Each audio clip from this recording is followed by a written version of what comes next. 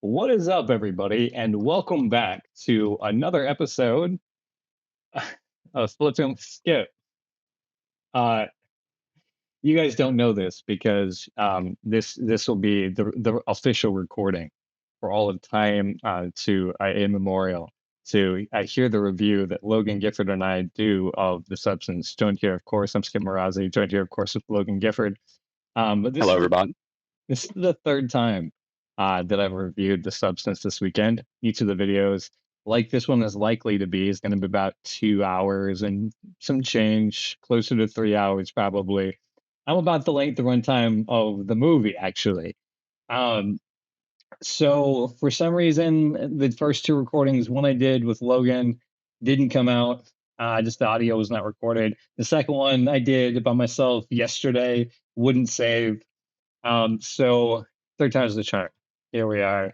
And if this was any lesser movie, Logan and I would not be here today to re-record it. But we both believe this movie is so good that it needs to be reviewed, not just by us, but like by all viewers. I think that people, when they see The Substance, they walk away with it being like, "Wow, that movie is Yeah, amazing," and not just a good horror movie, not just like a good like art film, because it's both of those things. Not like a feminist feature piece, which it is also that, but like just you're astounded by the movie. Logan, thank you for jumping in. And I think you agree well, too. That's why we're here recording it, right? and actually, before we jump too far into it, we actually almost had the conversation yesterday as shelving it for a bit, Yeah, well, because so because having it happen twice like it did, we were like, I don't know, man, that might not need to do that's a it right jinx now, and then show. we kind of came back in and we're like, you know what, the audience needs this. But yeah, it was kind of like yeah, at the end of the day, this morning I woke up and after being pissed about doing the time, which I'm not pissed about doing the time because the whole time here we are flicking with Skip, we're working on the animation cells. So we've done, this weekend now about 6 hours of cells. So that's never a bad time. And I've also gotten to talk about The Substance for that whole time. So that's never a bad time. So I was like, you know what? And then also, people need to. I really think that this movie needs to be continue to be pumped up more and as much as possible, so that people will accept that this is a fantastic movie. If you look at the IMDb scores, which is what we base it off on this show, just because I think it's a good like general population sort of basis, it has a 7.7 or 7.8, I believe, which I think is a really low score for a movie of this caliber. So I think Yeah, people I'm sorry, I was just gonna say it please kind of continue. sells short. Yeah, It sells short the movie because I would definitely think just as an average movie fan, and like you said, the IMDb score being kind of a litmus test of the like general moviegoer average populace, moviegoers. Yeah, right? yeah, exactly. I That think I that would that's a big imagine, like I part. said, like just from my own opinion of the movie, that rating should be a lot higher.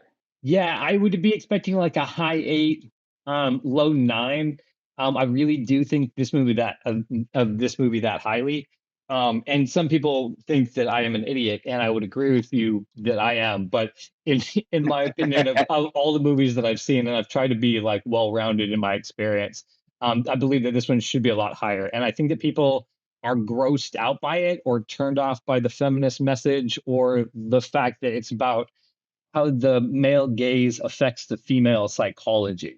And some people, they feel like they're just like too woke or something, so they're probably downvoting it for that too. But like, it's true. It's true, and this movie really does spell that message out in a very horrific and beautifully shot way.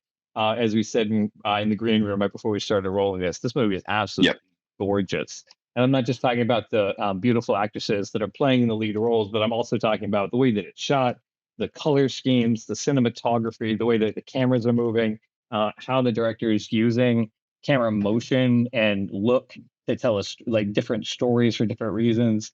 It's like perfect. It's like a cross blend of so many different movies, and it's just unique in its own way, but it holds up to everything else that it's claiming to participate in. Being, for instance, like a Cronenberg movie. Right. And that's actually another big theme that we talk about. And it's funny that Cronenberg was actually one of the previous subjects on this show. Oh yeah, I Um, think that's where it and that initially got that we suggested get to because I think revisit yeah, the Cronenberg scene. Jack was like Oh, you haven't seen The Substance, being a Cronenberg fan? And, of course, I had not at that point, but he was only the first person, because the second Jack, who we draw with, and then Curtis, who was on it as a big horror fan, they all suggested seeing this movie. So we have to give a big shout out to the people around us who, you know, they guide us in our ways to having good taste, I guess. But Absolutely. with that, do you have any additional commentary about your overall feelings before we get into like the specifics? Because you guys do a lot of Um, spoilers on this show, yeah, we essentially do go through the movie, step by just step. analyzing scenes and plot points and things like that. So, Yeah, if you do plan on watching the movie yourself, just take our words for it now, and just, it is a great movie. I'd recommend anybody who's a fan of the horror genre to watch it. right. It's a great take on modern horror. It's not your classic, big bad, just slasher movie or haunting. She brings this horror onto herself, and we get to see how it changes her Yeah, and how the dynamic between these two being changes throughout the movie. And yeah. it's Our really interesting to see, like, like this person be literally eaten from the inside out, and that is true. Yeah. how it affects her mind and her persona, Whoa. and Sorry. what she wants out of it is fun to watch develop. But I don't Guess want to get too what? far ahead of it. No, yeah, no. That's I just it was the overall views. I think you did hit the central like the piece of this movie, like what the underlying story is, and that's it is like it sounds horrifying, but it again is beautifully pulled off. The writing is on point, the directing is on point. Same writer and director, Coralie Farragut, and the Margaret Qualley is the one of the antagonists is the antagonist, and Demi Moore is the protagonist, and their interaction with each other is just there's some scenes in this movie that have no dialogue, and they don't need it. If somebody spoke, it would ruin it. And so Right. like we're actually that's if you're cool, we're gonna roll into the first scene that I really I feel like we in order to do this review properly, you have to see kind of the cinematography and the storytelling, which is the opening shot. Is it cool if we roll into the opening shot? Sure. Absolutely. Absolutely. Also, I just want to call out really quick that I've run out of cells from this one shot because of doing this episode over and over again. So I'm not even really prepped for what I was going to do. I didn't realize I was so close to the end. But like basically, it's already in motion. It's all animated. I just be making tweaks from this point, which is adding the beak and making it go peacock. So Right. that's cool that it kind of worked out that we're doing the substance while I'm adding the peacock to this scene. So you'll see me try to do animation to the best of my ability, and we'll see how it works out. We might have to call up Aaron in a phone call and see if I can get him to record me a peacock, a meaningful one that I can put into it, because it's supposed to be like this long, like maybe like 5 second long peacock at the Yeah. end. But at the end, I drown Very out peacock. surprised. Yeah, yeah. So and then I need several ones other for the one after that, where basically, the one where Richard's running in a circle. I'm gonna have him Mhm. like running back and forth in front of like the console and between the console and the love drive. Um, Mhm. so like as a bit yelling, "Peacock!" Anyway, so that's just looking forward on this one. Here's the opening shots of the substance, which is not to claim in any way that what we're working on has any degree of quality as this does. We're working towards quality. It's a work in progress at this point, but her work is beautiful. So I'm not Absolutely. I'm not attempting to draw a connection. It just happens to be what we're talking about today. You remember the movie opens with this shot, which this composition wise, it's yellow and blue, and then it Mhm. introduces the green substance. The sound effects you've mentioned before are like totally on point. Yeah, the There, sound design from this movie is amazing. yeah, we have to talk over this unfortunately for copyright, but like it's just like you hear the squelching, swishing sound. When that needle goes in, it goes. So it's just like these details don't need to exist in a movie, and this shot doesn't need to be so color balanced to have the blue, yellow, and green combination, but it does. And so this is when you're like, oh, I'm in the hands of someone who's attempting to make the greatest film possible. This Right. introduces the idea of the substance and what it does without any words whatsoever. I think in some weaker movies you see narration, but all we get Right. from this introduction, that was just good Foley, and now we get a score. And we get this beginning story, right? That we know that it's somebody important because they're getting their name put down on the Hollywood Walk of Fame on Hollywood Boulevard in LA, USA. You guys are out of country. And they introduce the character just by spelling out her name, right? And that she's famous for film. Right. So Like again, like from the scene, there was also something that I wanted to talk about is that this scene kind of almost foreshadows the entire movie.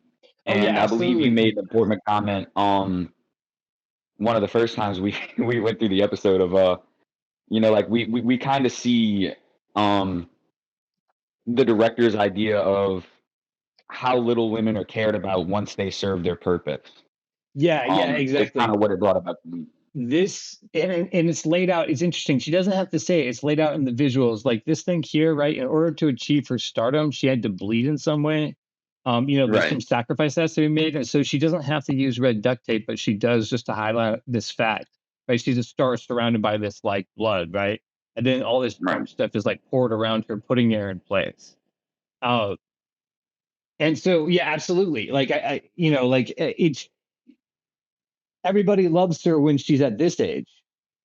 Right. She's a young starlet.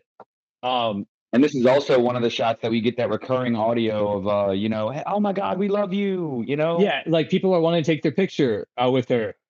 People want to be recognized, even with the star. They won't touch it. They show respect and won't step on it. And then the leaf blows in and everything changes. You hear in the Foley that there's these cracks that form. This guy says she was hmm in that movie. I don't remember. Yeah, man, that And guy owes me $20 or something like as yeah, they're just yeah. like walking over. Like She's caught in the it just rain. They becomes don't a care who she is. Look at the cracks that have formed on the star. I think that this is gorgeous. And then of course the pigeons visit. He owes me $20. And then she's in the yeah, snow. Now you think about the transformation that happens to Demi Moore in this movie, and think about how similar this opening the sequence tells exactly the same story of what the transformation of Demi Moore. She becomes this man right here. right. She becomes a crazy guy, And and then then finally this is the thing. we get this great shot here Bam. that you had a lot to say about. Well, it's just that this thing right here, it looks she's calling a lot of attention to it, right? Like after the sequence about the story of the starlet, it ends with this single hamburger being splattered across the star, and it's a very interesting opening statement. Because remember we talked about that this is how like this opening sequence, which is about 2 minutes 47 2 minutes 47 seconds into the movie, is like the Greek chorus. She's like laying out her thesis of what we're about to see and what it means to her and the story she's trying to tell. Now, like people who are not good storytellers don't do this. Because oftentimes they're flying by the seat of their pants and they don't know what the story is about until they finally get it down on paper, and then they go, okay, cool, good. I'm finally glad I did that. But she gives us this introduction to say, hey, I know what I'm trying to talk about. I know what my intentions are, and it's this. And we find out that her thesis is that she believes that women are treated the same way as we treat hamburgers in the entertainment industry. That the reason the whole that everything kicks off in this movie is because Elizabeth Sparkle, no matter how great of a star she is, she's nothing more than spilled ketchup on the sidewalk of Hollywood, right? The symbolism of where all movies are made, but it's really just that she's calling out entertainment, no matter where it actually takes place. And also I wanted to call out just the I find the significance of using a hamburger versus like a drink or something like that. Yeah, well, Um, a piece of hamburger meat is right exactly what the movie ends with. Um, right. yeah, See, right. and that's what I was gonna say. And Like not only does it point to like how women are used and quote unquote consumed, uh-huh. but also everyone knows the visceral process that it takes to make ground meat or minced meat. So and that's Facts. what you use to make hamburgers out of. So it's like it's this very weird that too, and I also think, if you're not reading that deep into it, hamburgers you can put a lot of ketchup on, and that's the reason you can get away with that shot. Yeah, yeah. But Facts. and And yeah, I was gonna say too. Initially, I thought it was a hot dog. It was on my second watch through of the movie. I said, "Oh, it was a hamburger." Okay, gotcha. Yeah, I think a hot dog would work too if she was working with that metaphor of like castration or like, Mhm. penis envy, if you can say that on YouTube. We just may have made this episode too spicy, my friend. Um, Oh, no. YouTube, please don't demonetize us. I mean, we have to be monetized to be I'm demonetized. trying my So, best to be a good boy this episode. right. But it's no sweat. We have no reason to sweat these days. Alright. But anyway, the the facts go on. It's but I just celebrate her that she's telling a very complex idea in a very simple way, and it's all done visually. There's Mhm. no narration Because to this whatsoever point, we with it. barely had a dialogue. Well, there hasn't been any. And she's not only introduced her main idea, but she has introduced um, like the concept of cell splitting that's been introduced, and then also she's introduced like what her like underlying thesis is, and like I'll reiterate it again because you will see it throughout the entire movie. Is how women's psyche is affected by the male gaze, and what it drives Mhm. women to do when they don't feel like they're enough, and they can never be enough. Um, and so this is, if you don't believe me, when right after the shot, we see the ketchup splattering across the star, it does the zoom in, and then it crossfades into Demi Moore doing this dance number at 62. She looks gorgeous. Her movements are so smooth, and it just Measured, I would even yeah, say. measured, right? Like it's the sign of a dancer who like knows exactly what she's doing. She's dancing and she's doing aerobic exercise, but she looks elegant while she's doing it. Um, and so I think the word I'm reaching for is grace. And See, I again, I was gonna say, like, there's this distinct classiness that we get from Demi Moore and her dancing stuff, where it's very more, it's a lot more conservative, and it's a lot more 90s yeah, than what you 100%. see with, the alternate, that which, we'll talk about when we get there. I Yeah, don't wanna spend too much and time we'll jumping get around. into it. Yeah, the one thing is that there's much more explicit videos, like dance videos in this movie for sure. But this is the one that I think is like it has like style to it. Like it really shows Right. like what age can do, and I think that contrast is being pulled a lot throughout this entire movie. Nah, so I don't think it's by accident that that's the opening shot we get. Um, we find out that it's her birthday, and she's turning 50, and then as she goes out, she's having a great time. She just came off the show. She needs to go to the bathroom. Quite an ordinary human thing. And the women's bathroom is closed, so she goes into the men's bathroom. And there she overhears a conversation from her boss Dennis Quaid, about how she's all washed up because it's her 50th birthday.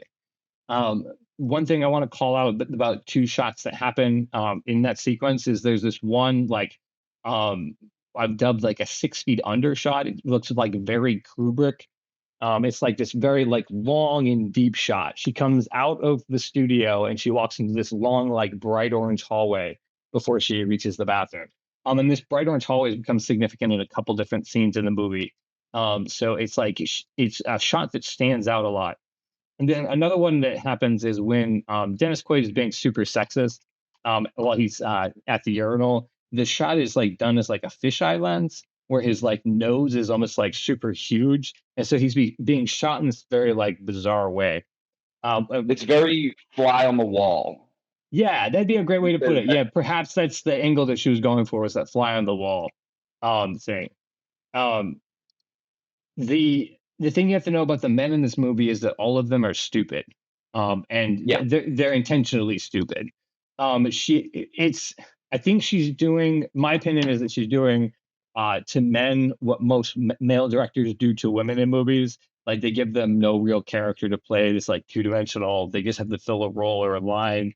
Like there's no Yeah. motivation, and they don't know very much. They're just like minions, basically. Um, which I think is, um, but yeah. So she comes out, and this is one of the things that you noted previously. She comes out of the stall after Dennis Quaid leaves, and this is the first time, like the first shot that we had of Demi Moore, she looks very young and very youthful. But Right. this second shot that we see of her, it's like absolutely not.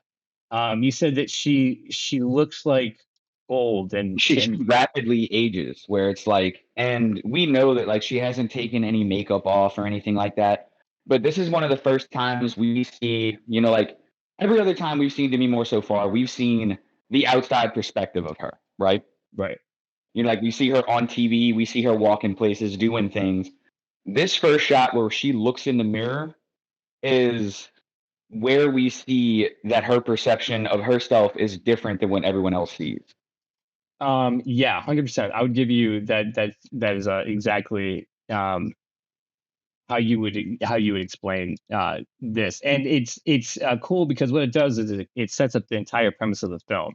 Right. That like she sees herself as older. Now, again, it's interesting that in the movie she's being celebrated for her 50th birthday, but actually Demi Moore is 62, so like 61, 60-ish, 61-ish when they filmed the movie. So she's being told that she looks old, 10 years older than she actually is.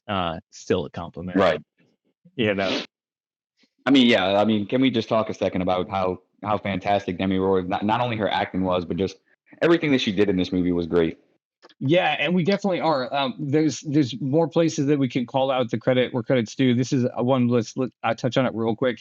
But like, just because they introduced the mirror in the shot, which is the thing that they use a lot, and then also Mhm. there is no dialogue as she looks at herself in the mirror. She doesn't like pout and say, "Oh my lord, I'm old." But it's like the Right. look on She her just she face, just stares where at herself and kind she of like grimaces. yeah, looks at her face. It's like she moves parts of her face that are like submuscular. It's not like she's making an expression, but it's an expression before it's an expression. Which, Right. you can tell she's having thoughts.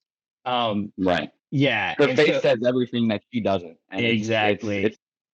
it's a beautiful thing about what you said about just having not just words in the scene, because Dennis Quaid is having dialogue with someone over the phone. Yeah, But like yeah. you said, when Demi Moore comes out, we just see her with that sullen look and that stare.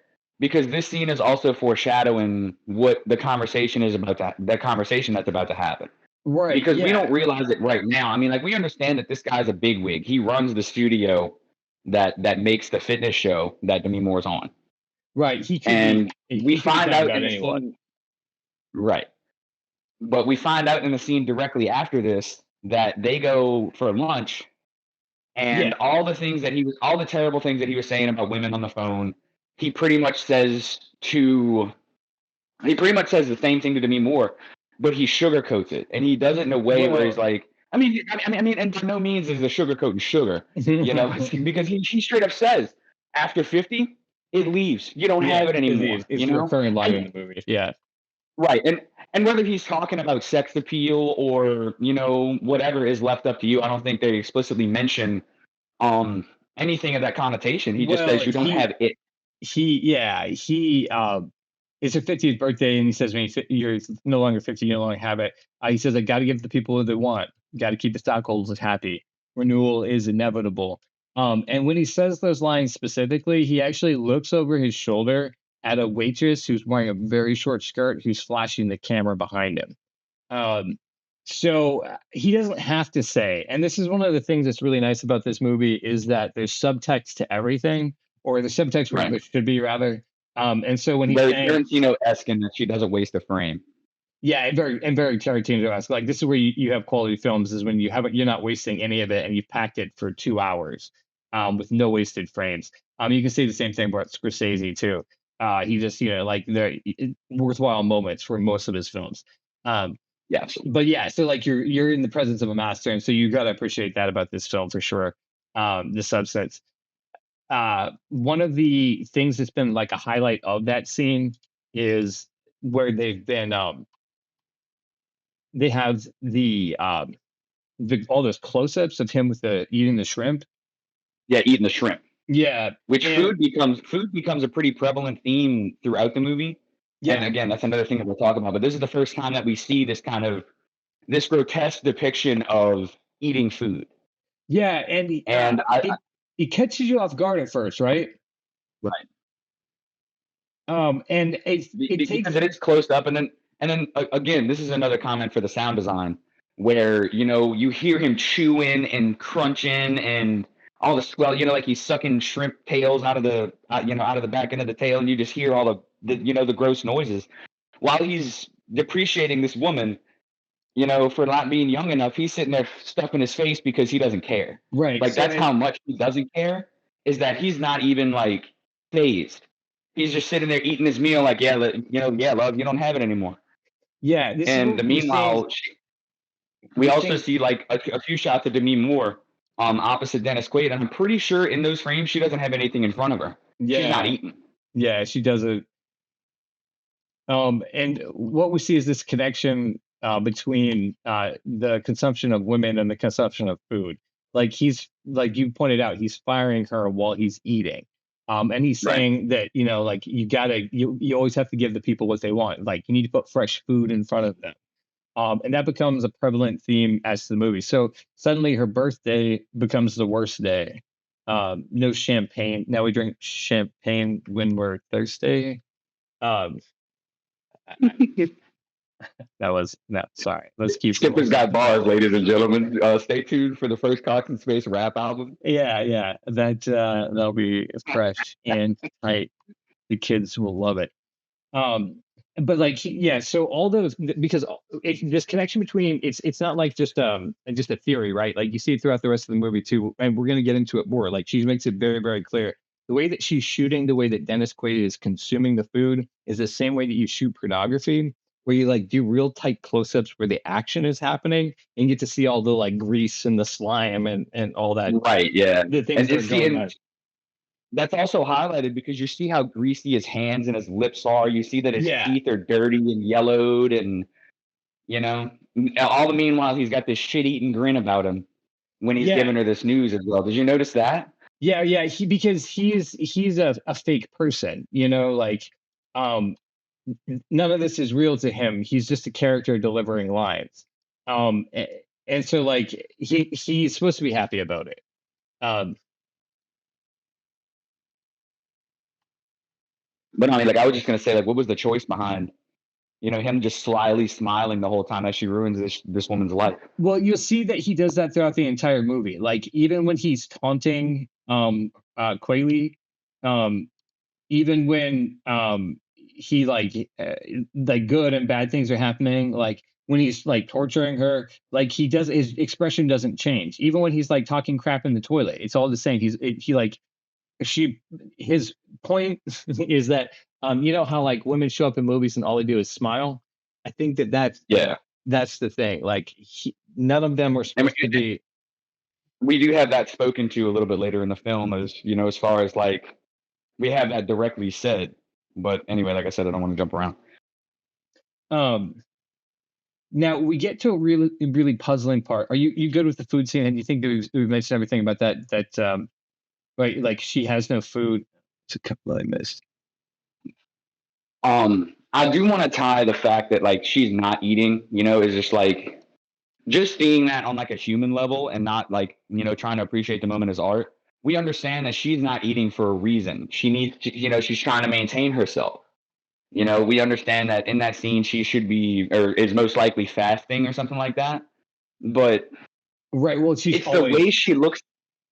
It's the way she looks so uncomfortable watching Dennis Quaid eat. And I'm not sure if it's because we're supposed to see that she thinks the eating is gross, or whether we're supposed to be trapped in like this, like I mentioned, like the state of disbelief where this guy's just like, who the fuck is this guy just eating shrimp and firing a chick? Like it's like this is a normal Wednesday. well, there are levels to it Because like him it that is. for sure. Yeah, it is like that. It is a normal Wednesday for him. And then at the same time, I think one of the things we settled on in one of the previous conversations, or at least mentioned, is that I think this is the way that aces, asexual people look at porn, because like it's just like gross to them. It's the same way she's abstaining from food, right? Or she's not attracted to food in that way because her career is more important to her. And so when she sees people eat, it's gross because it makes her feel like gross. Right. And so that's probably what she is seeing, right? Is these like really close-ups of like all the stuff like that will make her feel like gross. But actually, the scene right after this is was a fun one to see and to So, talk about. I believe the first time. well, it's interesting and puzzling, and I don't think we figured it out until post show. So actually, in a way, I'm glad that we're redoing this, because she gets T-boned by a car. And you said you've been Which T-boned by a car. I was gonna visceral shot, man. Yeah. Oh my god! Like Right. I remember. So what we see develop in this scene is that she's driving home in her little red car, Mhm. and she sees a billboard of herself. And there's two workers up there, and they're changing the billboard. And the first thing they rip off is her big smiling face. They pull it Ah, right off, it's interesting. and she sees this, locks onto it, and we don't know how it happens exactly, but all we see is her staring at this sign. And then the Gotcha. next, it's like we're sitting in the passenger seat looking up at her, Yeah. and she just gets cracked. And I Just looked at my old lady, and I was like, "Excuse me." I looked at my fiance, and I said, "That's exactly how it happened." I'm not even gonna lie, like that. It was. I was like, "Wow." right. I've been in some car accidents, and that's pretty accurate. That yeah, yeah, for sure. It's so if we analyze that scene for what it is she gets taken out by her the admiration of her own self. Right. Yeah, The admiration of herself and watching herself fall is what ends up causing her pain. and causing that. Which But ultimately, also too, we let's not skip past the right, foreshadowing, of course, of the face, her face, a poster of her face coming off at the end of the movie as well, being her downfall. right, It's funny, right? Like this is the sort of jokes that Coralie likes to make in these films, and why it's actually like a really masterful film is because she knows what she's doing so much so that she can crack jokes in the subtext of the film. So So, and this is another you thing have I to wanted to admire talk it. about too, because Yeah, I believe Miss Coralie, this is the first time that we see cars in the movie, yeah. and we briefly touched on this in one of the first run throughs, and I still don't think we've exactly discovered what it means. I'm not No, sure if it's just I because they think didn't have we the budget to have. rent more than two cars, No, but we figured it out in the post, which is why I want to retouch on it. But like, tell us about the cars. so in nearly every shot we see, or at least that has cars in it. In nearly every shot where a car is prominent, we either see a red Mustang or a green, I think like 60 something, 70 something Nova or some such as that. Um, and it's really noticeable in about three or four different shots throughout the movie. Like, because there's a couple shots where she's walking through the city, and there's like a shot of her on a sidewalk, and we see these same two cars. So Which is interesting. I didn't notice this, but Logan, who does notice yeah. cars, did notice that, which is awesome. Uh, So and I'm just wondering, like, was that supposed to have a deeper meaning, or they were just like, damn, we used all that budget on CG? no, so the thing is, and we were talking about this in post, because the one thing that doesn't make sense about this movie, if you just look at it from just the surface level, is what happens after the car accident. Because it's a storyline that's not like taken care of at all for some reason, unless you think about it and you find out, I believe that it is. But here's because this is what happens next. So she goes to the doctor, and we're not going to get into the doctor scene yet. But like she goes to the doctor, and you find out that she's fine and nothing's happened to her at all. Which, like, I don't know if you've Right. been in a major accident before. Like it's gonna Absolutely. rack you. So that she's Yeah. fine is super weird, and that they don't deal with it is super weird. But this is what we Yeah. talked about after we ended the first recording that we did of this review, is that it seems like she probably got killed in that accident, or she's in a coma right now. And everything we see after that point, because it gets weird from this point forward, like real weird. The third Right. act is like This is the point where real weird. right. This is the point where it stops being, like there's because it's clearly right now that's you're anchored in reality. There's Yeah, none yeah, of this clearly.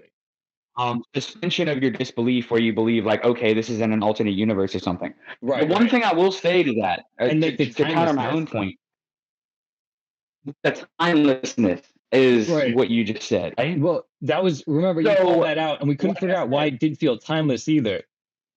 But I think it right, does support because if you watch it, there's no parts of the capper. story that are very, very like 90s esque, very 90s referenced. And Right. then, but also at the same time, there's flat screen TVs, and she drives like an '08 Mustang. So it's like, what is, the place that this time period, or the time period in which this movie takes place is always kind of a bit large, and it keeps you guessing about whether or not this is based in reality or not. And I feel like you kind of get that through the whole film. But like you said, like after the car accident is where it really starts to like, deviate. Um, Yeah, 100%. Yeah, and I think that's what it is. It makes this car accident make sense in a way that nothing else does, and especially the way that she doesn't deal with it, because I think it's the main character Elizabeth Sparkle not dealing with being dead, or close to death, and so that's why like it's just like brushed over real quick. Yeah, of course I ended up in the hospital, but I'm Elizabeth Sparkle, so I survived. Um, and Yeah, the I take care of my body. yeah, Like the only thing that makes me not believe that is that, the very last shot of the movie, which we'll talk about, but the very final shot makes me feel like it is still in reality somehow, and yeah, so that the director, like, doubled back because on. there's like a Yeah. consequence that happens, and we'll talk about that as well. Yeah, well, but, like, we know that the star from the opening shot, is real because people are walking on it and doing their thing, you know what I mean? Right, So like we understand that this is a real person, yeah. but we don't understand how much of the actual story is grounded in reality. Like I said, this could all be a coma So dream, well, I yeah, and and so she died 10 years ago. Like it's the subtext. I mean, at least the context of those like that is never really clearly portrayed. But I mean, I guess if you wanted to read the movie like that, you could probably pick up on signs and be like, "Oh yeah, you see there," and But I there mean, there is, I mean, we've already seen a couple of them, which I pointed out um briefly, and we'll see more of them too, pointing to the fact that she might already be dead. And again, right. the only significant counterpoint that I can find to that is the final shot where it says, "No, this is in reality," and she's kind of like, "Gotcha." But let's get through the whole Mhm. movie. We'll talk about all those things. I'll bring up all the points as they come up, because I've been thinking Right, about yeah, it and then more, obviously. And then we'll you get to tell the me what you think thematic at the stuff end at of the the movie. end. Yeah. Yeah, we'll get to some of the more thematic themes we'll get to at the end.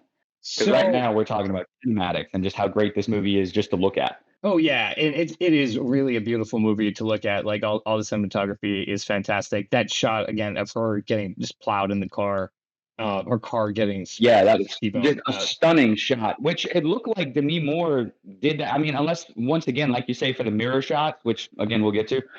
Um, I can only owe that, I guess, to fantastic editing because it looked like Demi Moore was actually in the car when it got hit. It was a really Yeah, short shot, maybe half a second. It doesn't even show the cars like spin around or anything in the road. You just see her get T-boned and then she pops up in the hospital.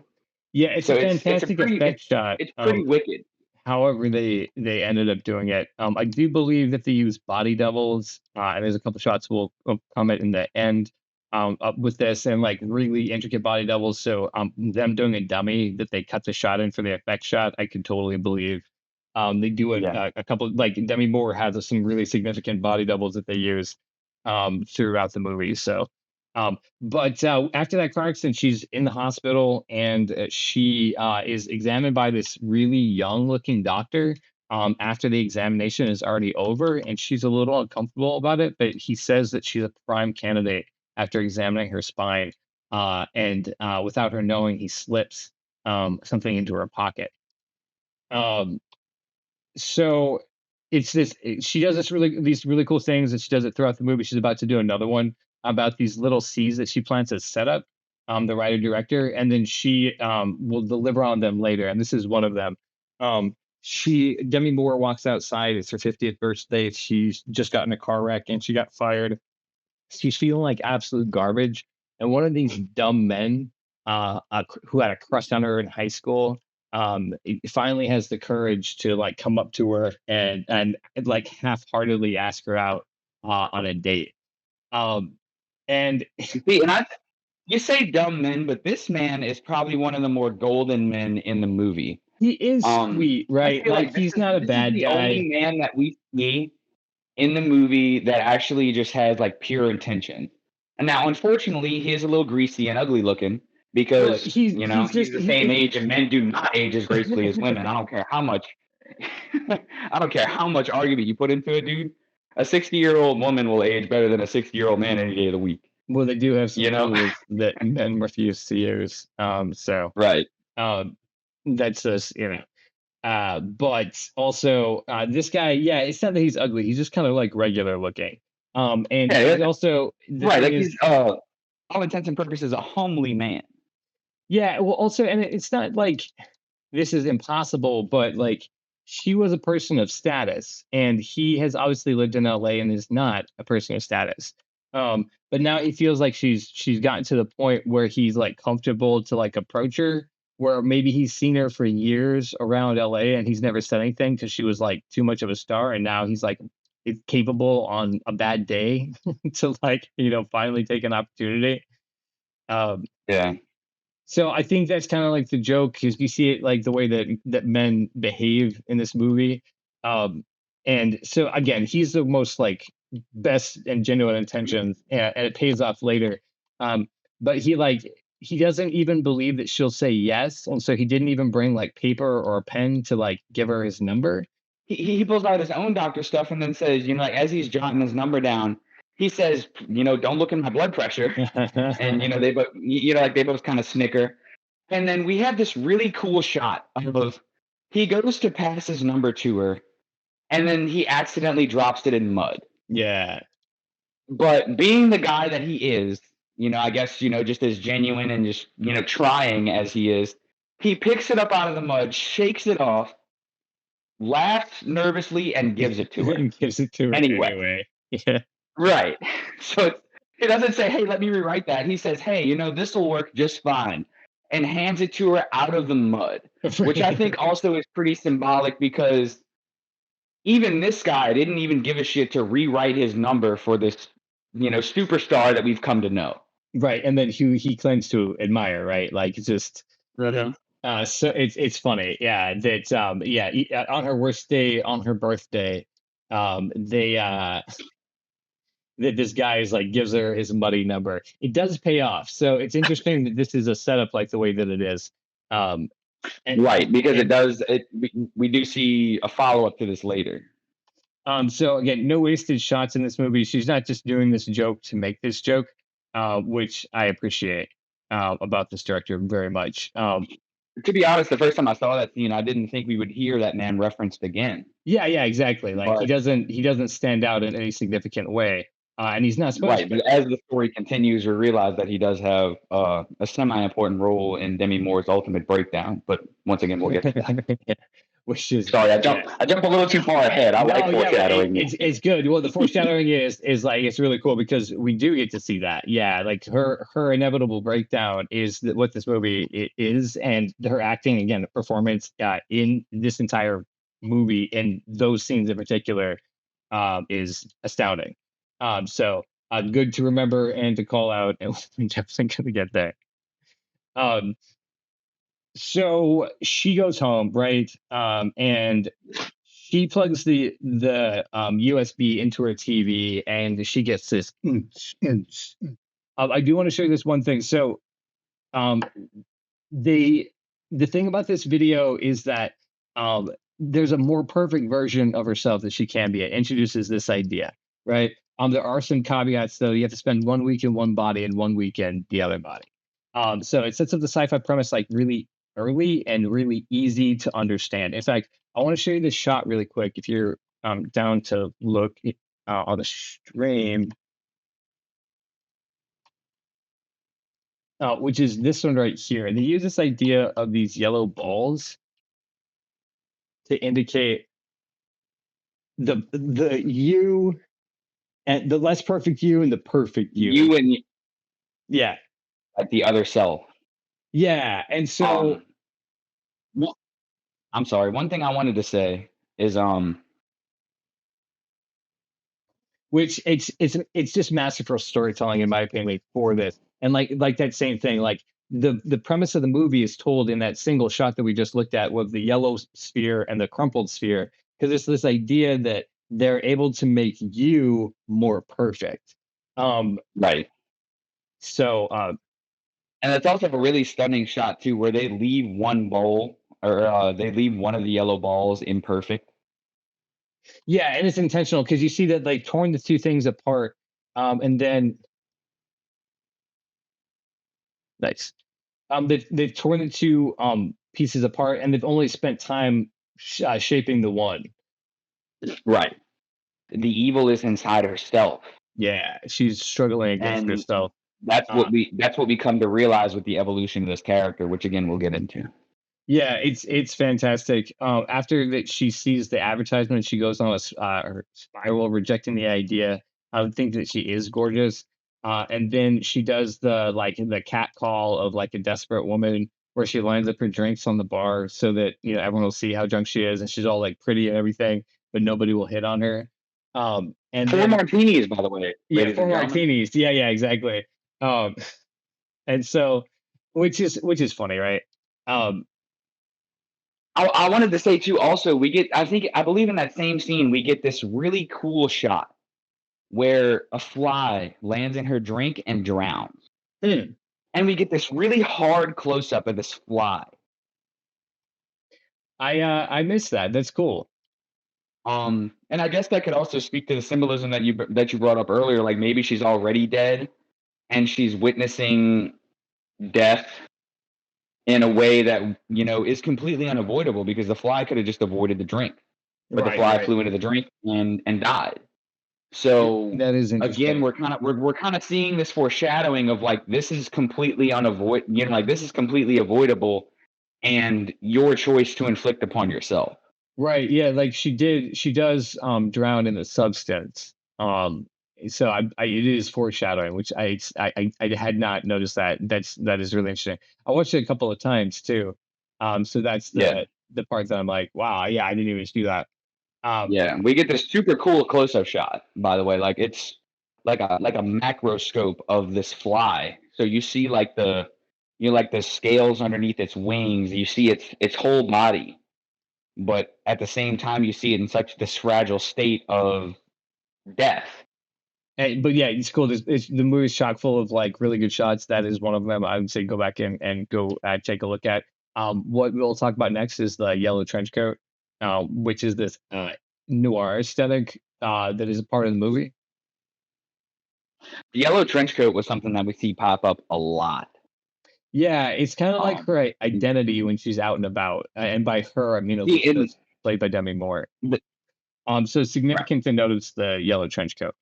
Um, the noir aesthetic which is is a beautiful coat, by the way. The meme wore that really well. Because for mustard yellow, I feel like a lot of people could pull that off, but Demi Moore had that shit on. well, Like specifically the yellow coat is to signify the same thing we saw in the opening shot as the yoke. the Um, yoke, right? yeah, You are the Matrix. yeah. You So know, it's they are calling out specifically, and then it's she's doing this noir thing, so it's like sunshiny noir in LA, which is kind of like classic noir, where it's like not like shady, but then maybe they're all always working at night. But there's this mysterious phone calls that get made. There's these addresses that are given with no real explanation. The place that she's called to go is an alley, actually called an alley. So this is back alley blind drops. The address is spray painted on the wall in this graffitied alley.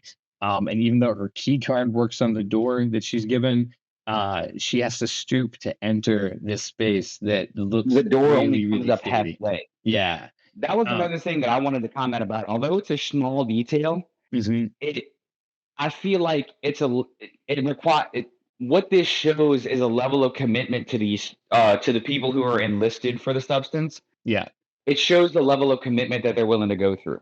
Well, they have to Where it's now do like, it. okay, Yeah. this right, yeah, you have to crouch, you have to get your way through this door if you really want it. Um, You have to crawl through this door and walk down this long hallway. And then also there's a scene that I there's a scene directly after, like you said, she goes through the alley, she opens up the door with her key card, it only comes up mhm, about 2/3 or about a third of the way. mhm. So she has to stoop underneath it. And then we get another one of those 6 foot under shots where she's walking down this long Yeah. black hallway. 100%. Thank you for But calling then it out. That's a nice immediately one. Yeah. but then immediately we get this juxtaposition, and I like to call it the flashbang scene. Yeah. Okay. Fair, fair. Because me and my fiance watched this movie twice together. Both times we watched it all the way through together. Nice. Okay. And those times I had forgotten about this particular scene, and every time it pops up, I was like, "Oh," because, like I said, you go from this long black hallway, and then slam cut to just this bright white room, just bam right in front of you. So it's Yeah. this very hard juxtaposition of like, you have to crawl through darkness to get to the light, which is a beautiful thing to symbolize like that. Yeah, it's definitely the metaphors there visually, and there's a really high contrast between the grunge of the hallway and then like the high tech setting that it's in. You can see that it's Right. definitely like all a ruse. Um, See, and then this is also the first time we see that she's not the only person using this. It's implied right. because there's like 20 mailboxes there where she's picking up her stuff, that there are multiple people that are currently enrolled in this. Yeah, right. Yeah, exactly. And that Not also becomes important later. yeah, in a way, they do have tie-ins for some in the future, which is true. Um, and I think it's cool that we find that there is a community. One of the things we talked about before is that there could be a substance too, because she has set up that there is a world full of people who are using them. Um, Right. And me so personally, I would love to see this storyline play out with different personality types. I would love to yeah, see, just the same story, but with a different main character and the struggles that they go through. But also, your counter argument was like, they don't need a sequel well, because this movie painted everything about how awful this thing can be for you with one character. because it's very nuanced. Like and Right. there's different ways to view it. Um, the yeah, it's well done. Its art is well done. Um, Absolutely. so thank you for calling out the fact there could be sequels and that long 6 feet under shot. Let's talk about the kit because this is where we see the tie-in from the video. They introduce several key things. This is the activator, the stabilizer, the switch, and the food for the alternate selves. But also, as you were pointing out, they introduced the instructions for it. Right. So there's once again we get these big tech shots, much like we get in when she initially views the video. We get these big tech shots when she views the video. You are the Matrix. You are one. And then once again we kind of get that juxtaposition because it's the same font that's written on these packages. That say activator, food, other self, and Right. And one of the we get this things, one really cool shot sorry, that we see. You must switch uh, every 7 days, and then it's almost like it highlights without exception. without exception, yeah. Right. It's almost like it highlights those words to us. We see 7 days without exception. And she sets up the rules. One of the other things that we see, not just that you need to switch, and that becomes like the center thing because it's definitely important, is that she has this activator that says single use only, which she lays out as a seed here, and that becomes very important to the end of the story.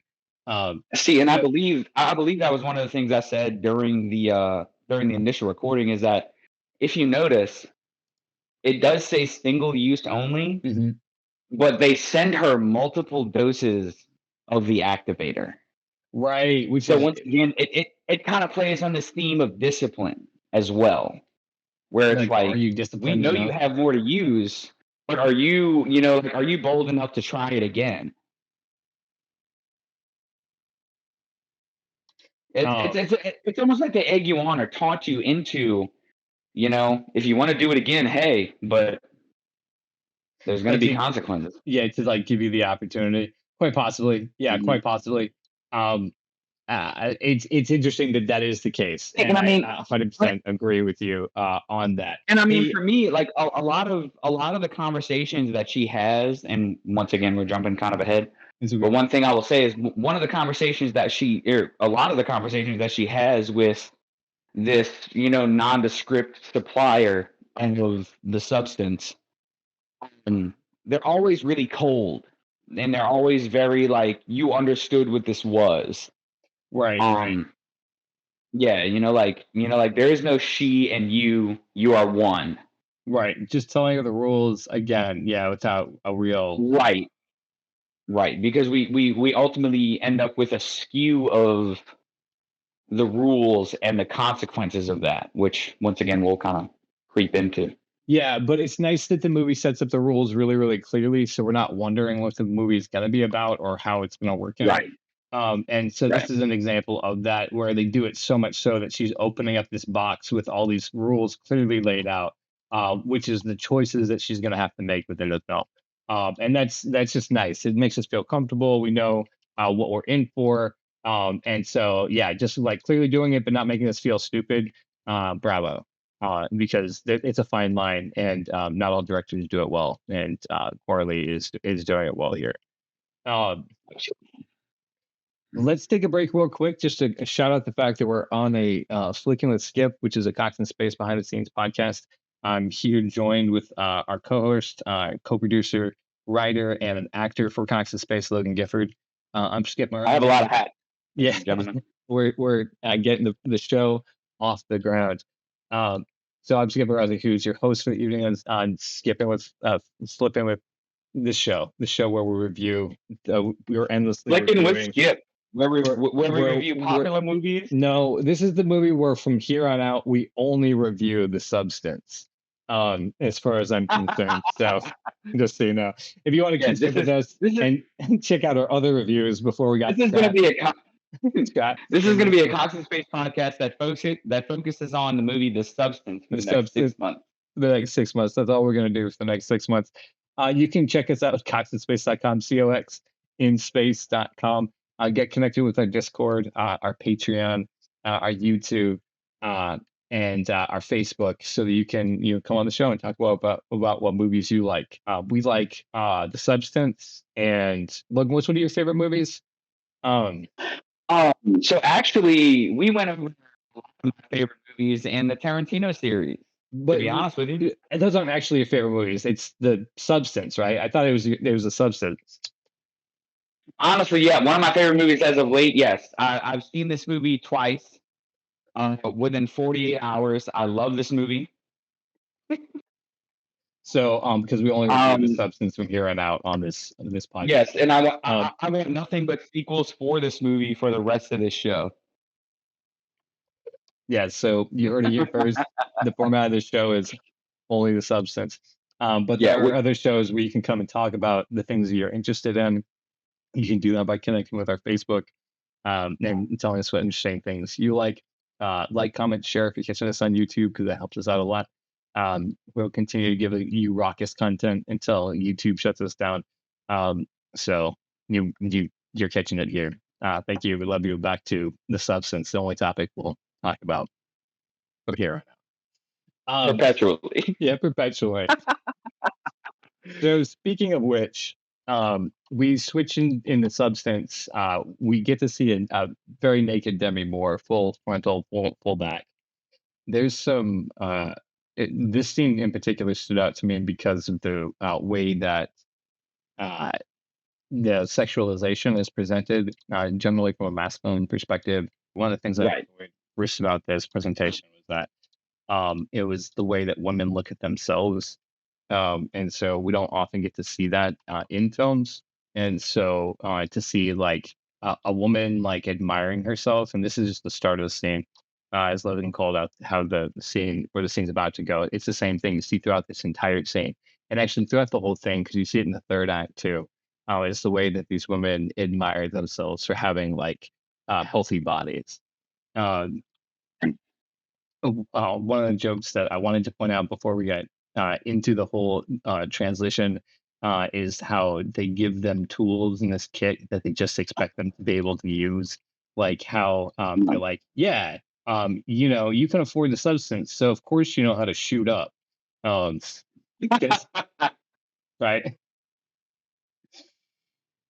But yeah, that is a pretty crazy assessment of how that works. Yeah. Exactly. Just like, but also what's funny, because she just straight up like goes for it like a pro. Right. But one thing I will say is that it wasn't like a pro, because I had, I guess, the fortune and the misfortune of viewing this movie with my fiance. Right. My fiance is an experienced vet tech, and of course, vet techs have to dabble in a little bit of all the medical science, and part of that includes phlebotomy. Right. And Well, veins. Yeah. in the very first shot that we see of Demi Moore injecting herself with her substance, she couldn't contain herself. She was like, "She's vain. She's gonna give herself an abscess." And I was like, "Oh my god!" And Right. then, and one of the very next shots, which, like I said, are also graphic and very body horror, I Right. guess, for those who know. Right. We're Um, which we're about to get she into. pushes.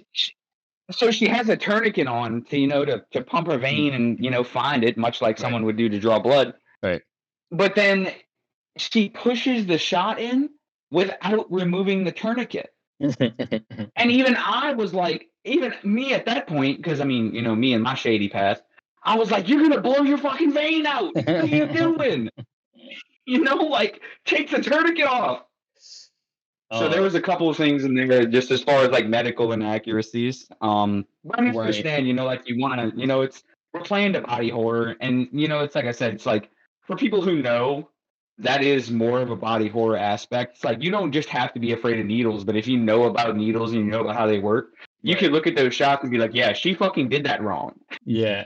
Which I guess just kind of adds to the horror aspect of it. Yeah, it's a For a trained possibility. guy. Yeah, like she's trying to make people uncomfortable with their shot, even Right. being incorrect like that. I Exactly. wouldn't put it past her for being like a really like a sick joke on her part to like mess with people in that way. Although I'm not sure Mhm. if I'm just like bootlicking at this point because I'm a big fan. So it's hard to tell. We do see that she does start to transform. She like doesn't think she's going to, and then she like kind of laughs about it, and then it hits her real hard, and then she hits the floor. Um, That was w- another pretty crazy shot too, is where you kind of have that delay where like she hits herself and she's like, all right, well, damn, I guess nothing is happening. And then suddenly she just convulses and she's like hits the on the floor. floor. And this is another thing I want to commend to me more for. Is not only her acting, but her body language throughout when this transformation is happening, because it looks, I guess you could say realistic, because how else would you react to something like this? So I guess she took the cues from the writer director and just really gave us a pretty cool scene of what it would look like for a human to metamorphosize Yeah, that. into a different person, and she made it look painful. Yeah, Yeah, she she did a really good job of making it look very painful and very uncomfortable. another scene again that has no dialogue in it. Right. Where it's just Demi Moore's performance. You have to like celebrate it. She's being ripped Mhm. apart from the spine. She's completely naked, riding on the bathroom floor. So it's fantastic work from her. Again, as a woman who's 60, we're just like, Right. damn, like this transformation is very Cronenberg. Like, it's I wouldn't say shot for shot, but like very close to like the transformations. It Yeah. includes like the fly, like some of the cinematography, like the transference of the intelligence. She's giving credit to the person she's taking the notes from.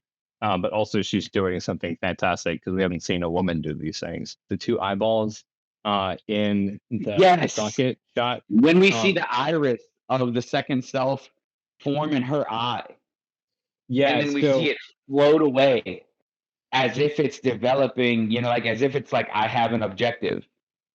And yeah, it's super crazy because also we kind of see in that same scene where it's like she has to fight it away, where it's like the alternate self wants to take control of that body, hmm, but she has to force it into the other one. hmm, that's interesting. Um, yeah, it is also it mimics the shot from the beginning, the two yoke shot, because it's the Yeah. circles you see, and then one pulls out of the other one, and then there's two eyes being shared in the same saga, and then one, yeah, it does look like there's a struggle, and the one's pushed out. Great visual Right. effect. Um, There's a very spooky effect about that scene. yeah, the thing inside of her that is coming out, that's just crazy. Cause, but the last shot we get before we go into the point of view is we see it's this really like artsy shot where the heart is and there's a heart made of fire. And Yes, this is where we get to see the birth of Sue, who's played by Margaret Qualley. but we have this shot of an elbow shooting out of Elizabeth Sparkle's back. Oh, that's right. Yeah. And that shot was crazy. I love that shot. That was when I realized I was watching some shit go down. Where it was like this woman is not just molting, she is fighting her way out of this body. You know what I mean? Yeah, that's interesting. Right. Yeah, exactly. And we find that that is continuing to be the case. Like she's coming out Right. of Like she doesn't want to be in it. it continues to be a struggle after this point, Yeah. which is also pretty fun. And because we realize that it's a struggle for Sue to get out. But then we realize too that it continues to be a struggle as and we see other themes develop as well, but it continues to be a struggle between the two. Yeah. She's fighting for her life. Mhm. Literally at the end of the movie. Right. Yeah, it's after this final like fire shot that we see this POV shot, which is really fantastic. And one of the things you pointed out was the Foley in it. That it's just breathing and you see like these limbs and Right. like So you see Demi Moore's this body is, and I was just gonna say this is one of the first times we hear the POV breathing in one of the shots. well, And yeah, just good Foley work across this entire movie. And this tells a story without anybody having to talk, of course. it's honestly Yeah. beautiful sound design because you get it multiple times throughout the movie where we hear it's like we're POV breathing ourselves, and it sounds like you're in the body and you hear it breathing. And it's just such wonderful sound design, man. Like it's one of the more unique things that I've ever seen in a horror movie as well. As far as like, you hear the heartbeat, you hear, the ringing in her ears, and you hear her breathing. And that's one of the yeah, it's honestly a beautiful thing to incorporate because we understand from those that we we as the audience are now inside another person. Yeah, and how she's become another person.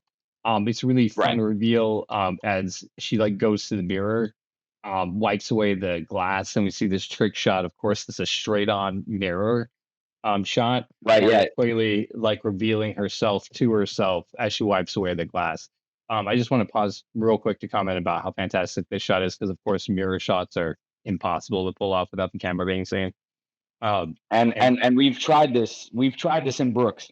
Yeah, right. It's I mean, hard. it's a known thing about, cinematography, like filming. You have to be careful of mirrors, just like when you're tripping. Um, but for different reasons, I imagine. Um, the the but so it's this duplicate shot where they actually shot her, of course, approaching the mirror, and doing the thing, and then they cut it where her hand is wiping away the glass, but the timing of it is perfect from both sides. So it's a really well executed shot. It's subtle and it doesn't even call attention to itself. It's so good. You just believe that you, the cameraman, or the person who's looking at yourself, and you're Margaret Qualley.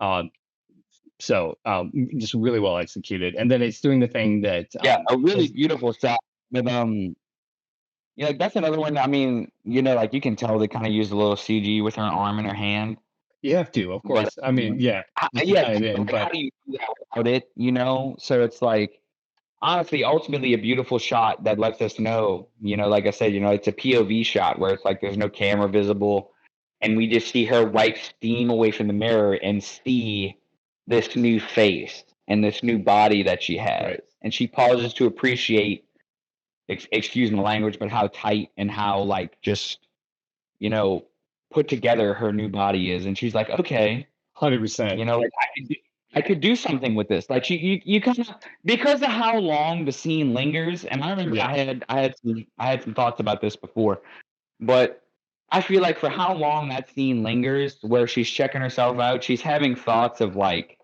oh yeah, like I could work with this. type Yeah, of 100%. So like we don't hear her saying that, but it's No. heavily implied where she's checking herself out and she's like, oh yeah, this is gonna work. Yeah, I believe that it's awesome that we see her enjoying being female, which is Hmm. something that's different. Like this is the beginning of the thing that happened in the beginning of the scene was that we got to see what the male gaze is different from the female gaze. The female gaze, as it looks at the female body, is just appraising it without sexualizing it. And I think that's what's happening in this scene too. Like we see nudity and immediately think sexualization, but like she's doing where she's just like, this is who I am, this is what I've got. And yeah, I appreciate that a lot. Um, Yeah, as like a thing that because we I see know, in this movie. and I will say that, and I will call out my flaws and say that on our first review of this, I felt like some of the shower scenes and some of the scenes of nudity with Margaret Qualley, they seem drawn out, but I understand now why they were drawn out. Well, actually, Um, and one of those happens right now, because right,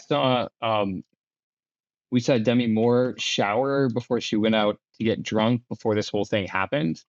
Um, right, but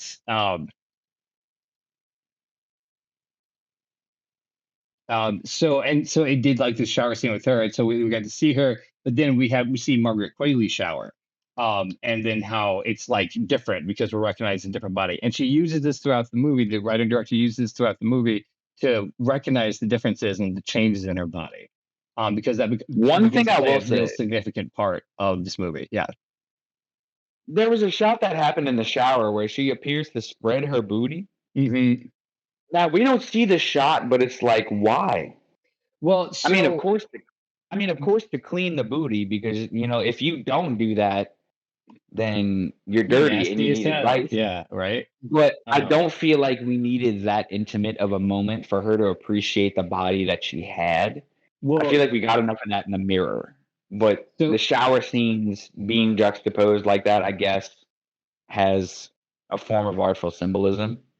No, actually, in that case, I actually agree that it's gratuitous and it's intentionally gratuitous. Because what Right. we're about to see is how we're transitioning from how we were seeing the body as something that we appreciate to how we see the body now as something that we sexualize, something to consume. Because we start following Right. this Sue story, and you'll notice that She the creates something that cinematography. can be sold. Yeah, the cinematography is actually it changes because we start doing that really exploitative like camera work and stuff like that with all the dance videos and stuff that are about to come up. Um, Right. so and yeah, so the How putting come? the booty cheeks is artfully indicating that this is about sexualization because that's what Dennis Quaid, his character, Right. promised is that that's what the stockholders want. That's what's going to sell, and that's what we're going to give them. One of the fun shots that we get to see is that while Demi Moore shot up the substance. Margaret is Hmm. the one who pukes it up. So we see that there's this direct connection between the two of them. Right. So Which brings back like that giant text, "You are one." You yeah, know, yeah, I um, feel like that was super important to try and cover because it's a recurrent theme because she ultimately ends up getting like auditory hallucination. But that is anyway, true. It's one of the things that makes me feel like it is probably that coma or death dream is because of those things as well. Because at the end, I think one of the things you're pointing out is that she gets the voice on the phone call is something she can hear when she's not on the phone. Um, right. so yeah. After that point, we have Naked in Death and Naked in Birth, and we see both Quayle and Demi Moore together, um, both naked, and she starts sewing up her own original bodies back. Um, See, and this is actually another fun one to view with a vet tech because after her comments about like about the shot scene, I looked at her and I'm not gonna lie, I prompted the response, but I was like, "Hey, are those stitches proper?" And she was like, "Absolutely not." I was like, right. "Yeah, I figured." They're But really like I said, it bad. also kind of adds to like the body horror aspect where she's like poorly sewed up Yeah, and just kept there as a husk. it's one of those things that's like really it's weird that these guys who sold this product like expected them to shoot up and also be able to do surgery, um, Right. on themselves. It's minor surgery, right? But like at the same time, like that needs to be properly checked. They don't deal with the Is it idea of minor surgery though? infection. You're sewing your whole spine back up. Well, it seems like she's just putting the flesh back together. I think there's probably going to be more damage. Like you probably should be careful of the muscles or something. But what she does is she really just like gets it the worst, just squeezes it back together. The stitches definitely make it more gory, I would Yeah, say. It's it the stays stitches on it make a it more while. body horror because you see because like even like anyone who's had stitches, they look at that and they're like, that's fucked. you know? Um, yeah, exactly. Just so and so gross, and it just stays on it for so long. You're right. They wanted to make it seem like a very long affair of stitching her other body back up. Yeah, I think that that might be the case in the pulling the thread through the skin, and like all that sort of stuff. Right, yeah. That was another comment. That was another comment that my vet tech fiance made was like, "What is she using? Twine?" And I was like, "I mean, Yeah. I don't know. It's twine or fishing line, maybe. I don't know." Right. Yeah. Yeah. But that just Exactly. goes to say it's not the most common thread to use, like a braided line Yeah. in It's stitches. really thick. So But that just adds to the body horror once again. Just I feel like that was very much like a fear of needles type of scene. That entire sequence. Like from when she shoots herself up to when she stitches herself up was very much like of exploitative of one's fear of needles.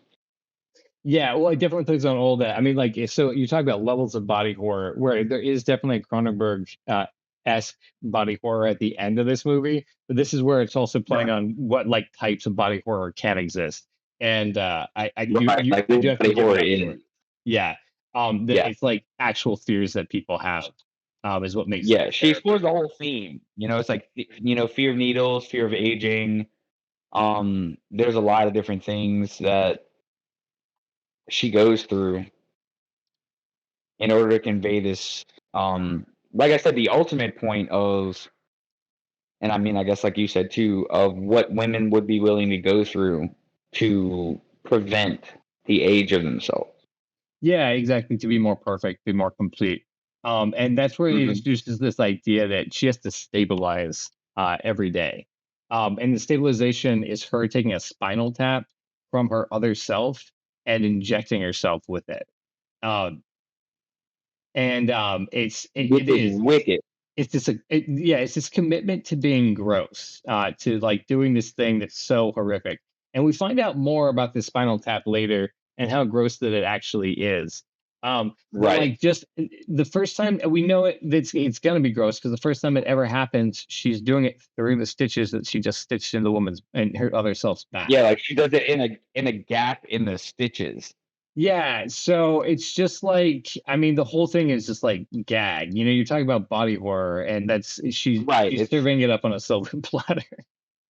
Right. That's why I say, like this isn't your typical horror movie. It very much plays on body horror, which is something Uh, that hasn't been explored since, the early Saw movies, I guess. And I say the early Saw movies because past Saw 3, it was just gratuitous gore, but that's a conversation for another time. yeah, and that's fair, right? Like this is like fairly intelligent. It's not just things that you could die. It's like that the fear of death is real. The fear of aging is real. We don't like our bodies messed with when they get opened up. Right. The idea of needles is gross because it's something being put in our bodies that's different. So yeah, for all of those reasons, and I think that she does a really good job of like playing with kind of all of those things to find out what bothers you, and she doesn't leave you out. Right. You know. Right. She Um, tries to horrify everyone who's in attendance. yeah, exactly. Um, the thing to note about this before we close out this section is that the fluid that she pulls out of her back the first time is very clear. Um, and it's one of those things again that Coralie like puts out as a fact that you should notice and then moves on. Um, Right. and then it Right. rolls right into her. This is the thing that you wanted to point out is the first this I think it's the last time we see her wearing the yellow trench coat. So Sue Right. goes out shopping. She's wearing Elizabeth's yellow trench coat, so she's identifying as Elizabeth until she finds this outfit, this pink spirally leotard, and you see her smile up at it, and then she appears in an audition wearing it. And from that point forward, I think you said she doesn't wear the trench coat anymore. Which I think is another major theme of the movie, as far as like how much your inner self can eat at you. You know, how much you want to do can eat at how much you're trying to do at the current moment. And maybe that's me reading too into it, but No, I think that's yeah. exactly what her story is. Where like our subconscious, if we let our subconscious, this perfect version of ourselves out into the real world, what they would do. And one of the things that she points out, I believe, in the development of this character is that our interior self is mainly a narcissist. Um, so, which is interesting, right? Um, Right. because they want as much as they can get. That's pretty much like our lizard brain. Um, but yeah, that's the big body horror scene. What we see is that she goes and she wears that pink leotard into an audition, so she can audition for to replace herself, basically, not only just in her own life, but also in the same type of career. She auditions for the Elisabeth Sparkle replacement contest.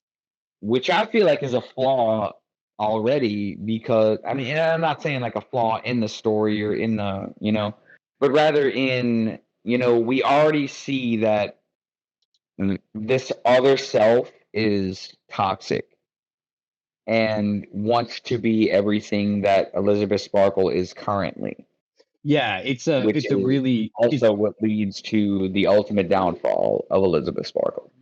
levels is what you're talking about, and I absolutely agree with you. This movie shows in all the ways how she's behaving, and it's consistent with the Mhm. character. Because she does that. We see Right. her like the first action she takes is to is to take over her own career, to replace herself, Right. and then we see that just continue to grow. Um, in the auditions, we notice that the audition people are really super generic. Even when she gets and goes up to Dennis Quaid's office, there's like a bunch of just like super generic dudes. She gets the job, of course, working for Dennis Quaid and the role. She introduces that she has clear boundaries, that she has to have 1 week on, 1 week off, and he seems like he's about to reject her, and he says he's going to do it anyway. He can really do something with her. Uh, See, and this is another really bizarre scene that I found, because Dennis Quaid appears to get hostile. yeah, and he does it He at another time too. He he seems to curses like at mess with her, her. and he curses at her, but at the same time he reaffirms her.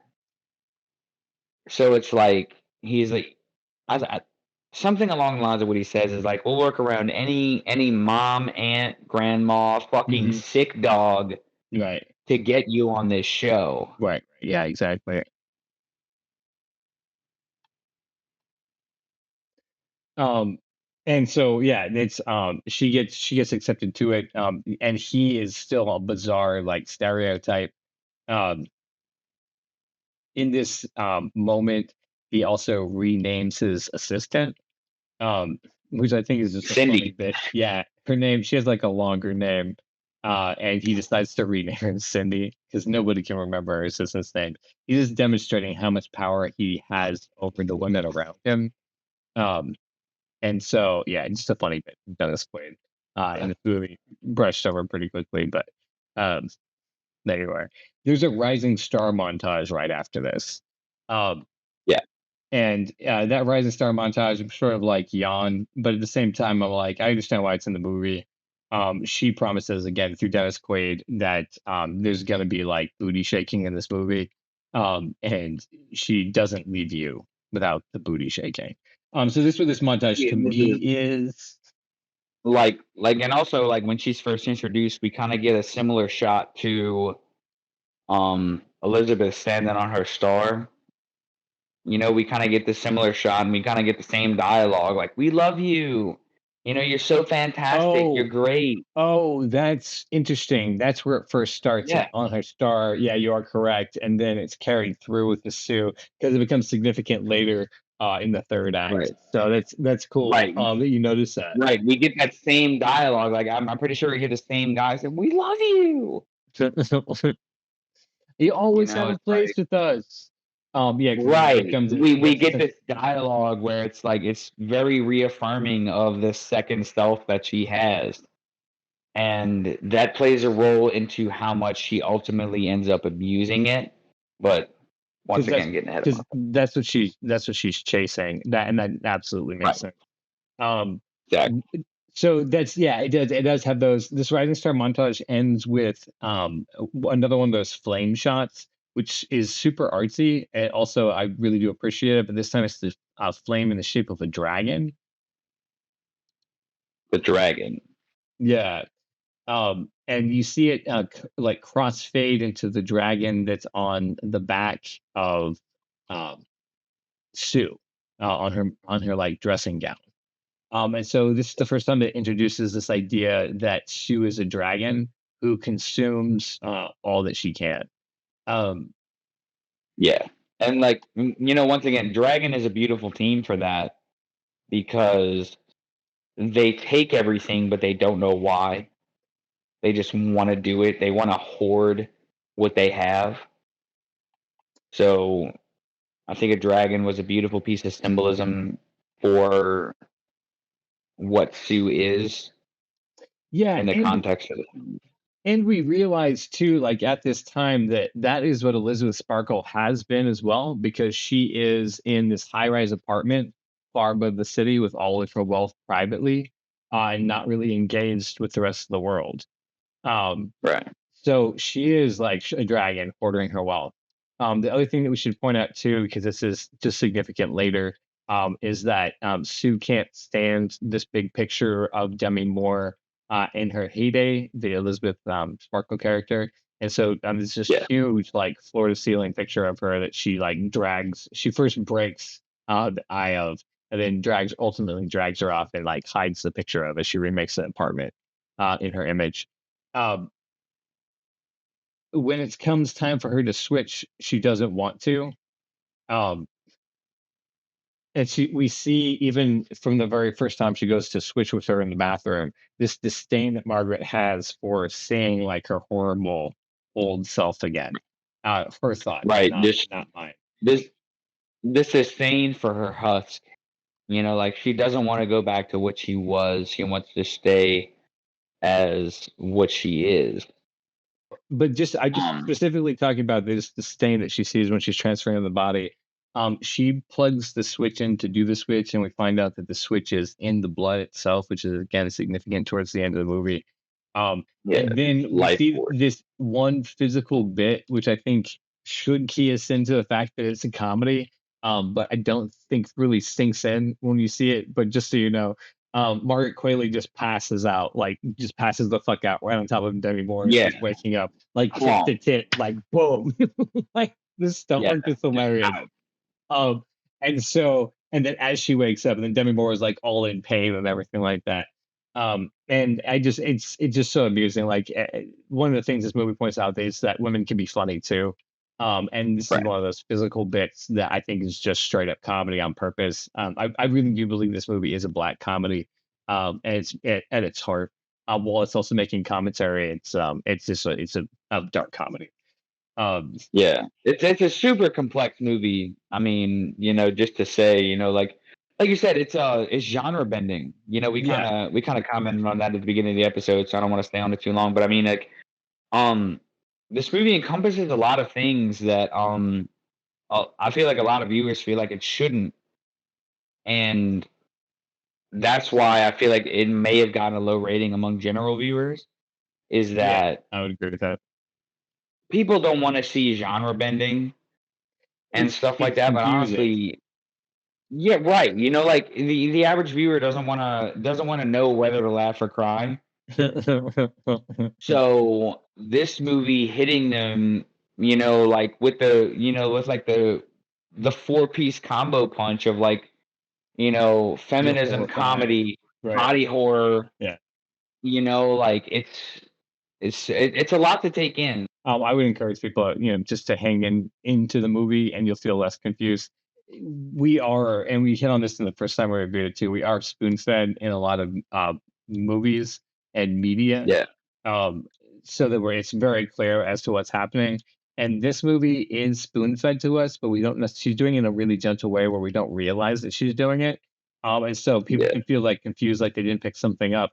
But then when it's revealed later, they're like, "Oh, I knew that because she gave it to them earlier." She spoon fed us, but with chopsticks. She Yeah, spoon fed it's us in a very complex way.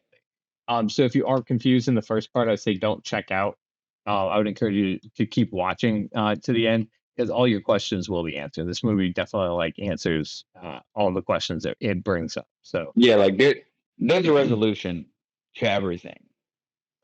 yeah, in this movie, like yeah, nothing is mentioned that is not recovered again and then plays an Right. essential role. So um, it's you do get more of a reward for paying attention, but I don't think it's so obtuse that you can you won't understand the movie. I think the story is fairly simple and straightforward.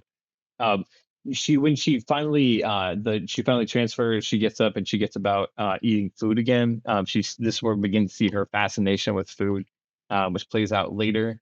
Um, and then we see too that she puts on the yellow trench coat and she goes back to the old studio where she has another one of these 6 feet under shots, where Right. Dennis Quaid comes. Where Like also this is a Dennis Quaid comedic as shot.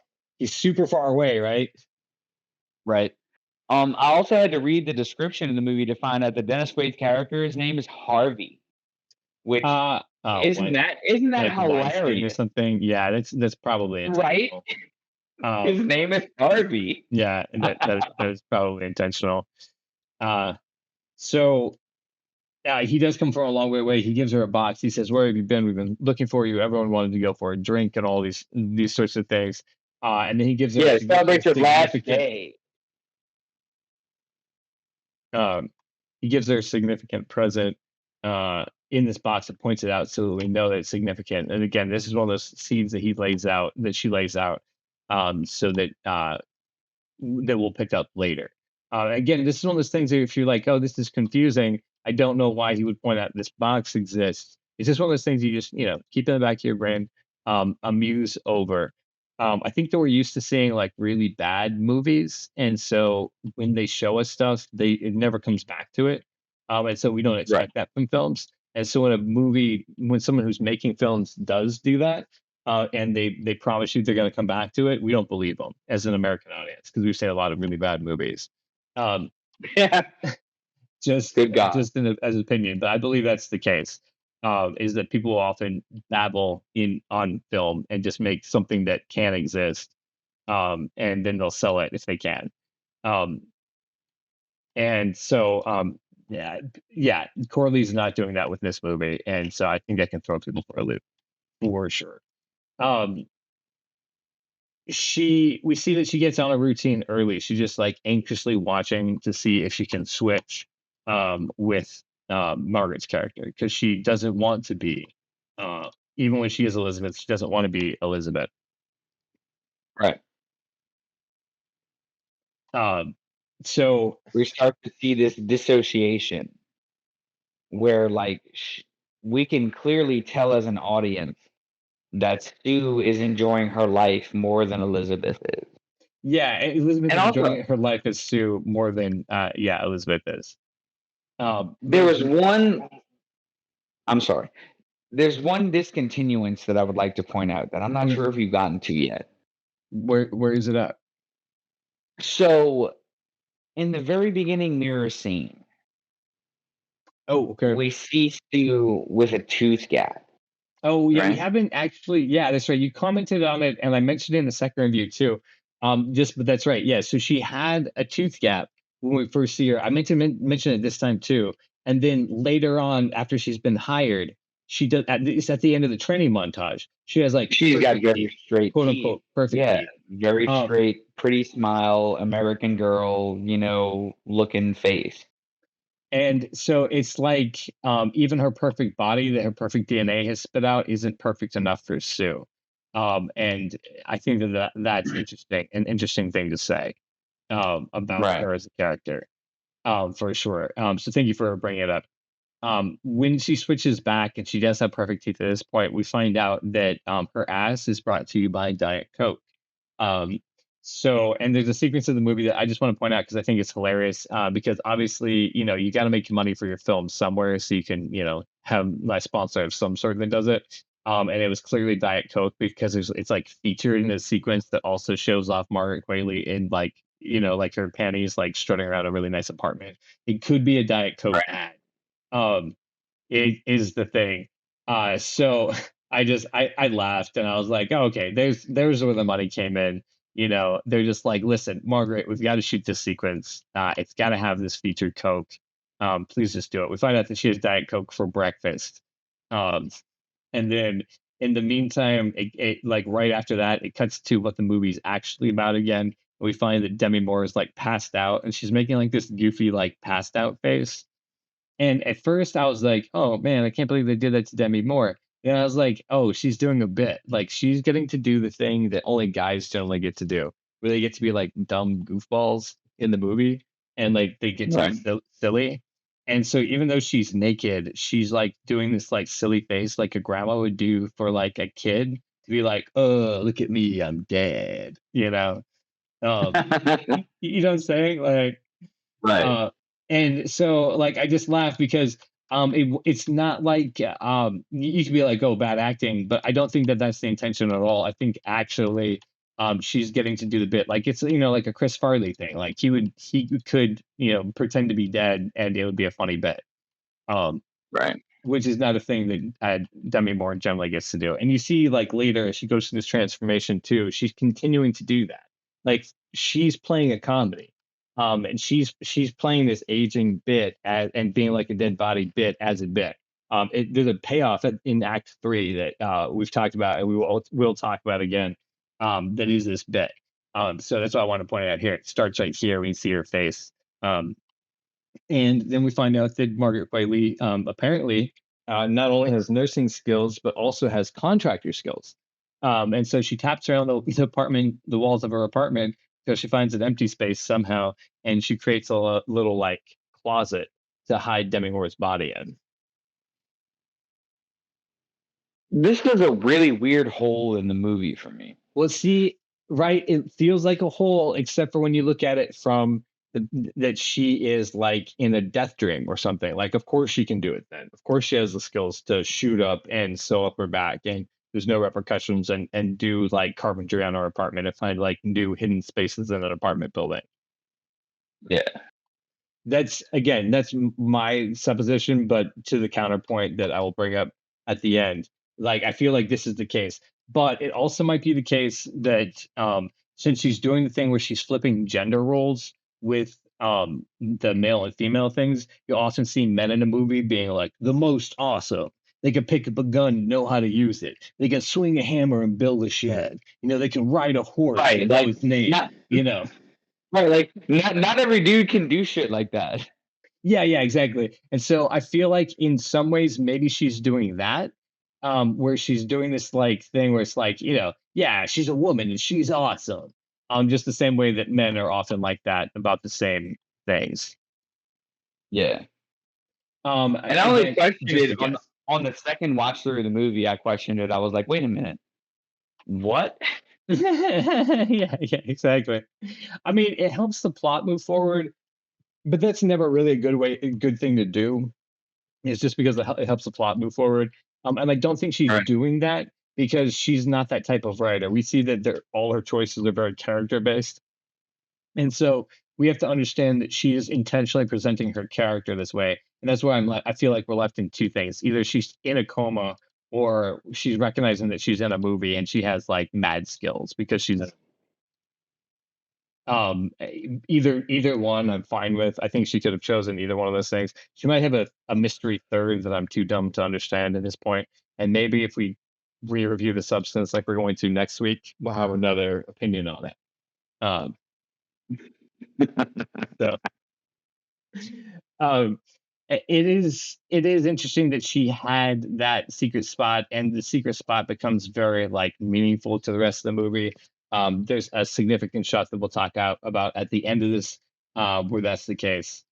But after she builds a secret spot to hide this body, it goes into the sexy dance montage, which is her just basically doing the show Pump It Up, which is as high contrast to Demi Moore's show as it possibly could be, right? Like it's a fitness Right. thing, but you can tell it's definitely more like spank bank footage. Right. Where it's like I said, like Demi Moore's dancing was like classy, like you said, graceful. Yeah, She was honestly doing it for fitness's sake. Where it's Sue kind of understands what her mission is. She understands now what Harvey wants. right. And she goes out there and gives us just that, which is just softcore porn. Yeah, yeah, exactly. There's a major shift in the way that the film is shot at this point. Yes. And we see that it is that more like that like splashy color, like the close up, like she's been shooting food of Sue's body, where you're seeing like Right. hips that have no like context to them. You're saying like close up on a butt Hips, but no face. hips, booty, crotch. Yeah. Like, To me, the whole sexy dance montage, I'm like, yeah, it needs to exist in the movie, but like again, like the questionable way that I feel about sex feeling any sort of sexuality towards Margaret is I'm just like, yeah, is this like it's I weird. mean, yeah. And so like I understand that she's doing it because it's a commentary about the male gaze, and how can you have a commentary about the male gaze without options for the male gaze in it as representation?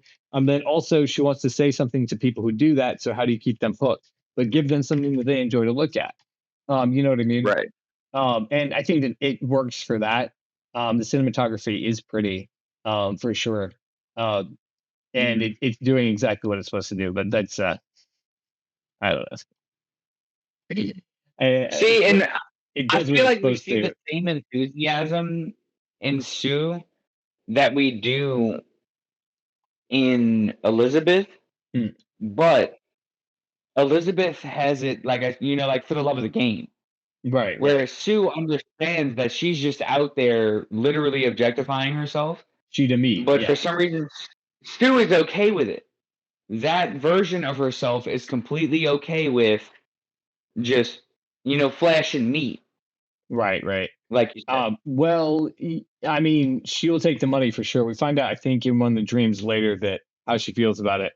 Um, let's talk about the long deep shot. One of the long deep shots, one is like 6 feet under shots. That she Mhm. comes in when she's become famous now. She's getting recognized. It's where she's wearing that black dress, and she's like, "I'm only gonna be out for a few hours. Don't eat too fast." Um, and so this is where we see that she's beginning to skirt the line, and that she's like trying to like get in as much like her time as she can before she has to go back to being the older version of herself. Um, Right. and so we see that she's forgotten about her. It's where we introduce the guy with the motorcycle helmet. Um, she starts destabilizing as they're making out. Um, and so it's the first time where we see Sue go for an extra spinal tap just to stabilize herself for the evening. And again, this is the very initial tipping point of where this movie goes. So it's cool how it works out. We see exactly why. We understand why she'd want to do that. One of the things the next morning that Elizabeth says is she was drunk. She didn't know what she was doing. Uh, you know, so just being hormonal and running around and having a good time. She just wanted to have more of a good time, not thinking about the future like we all do. But also, doesn't she also wake up from this passage with an aged left finger? Yeah. So there is, and one thing that you commented on earlier, I'm just going to point out again. This is the black dress where she comes back from taking the stabilizer. He's like, "You're more beautiful than before," and then he unzips the back of her dress, and her guts just spill out across the floor. Of course, foreshadowing the end of the movie. Um, Right. so and then she wakes up, and then we see she's on the call where she's like she's not she took too much, right? She didn't know what she was doing. She's drunk. It's because she's noticed that her finger is aged from just that extra time that she spent. Right. And begin to And find that see, there's like, consequences.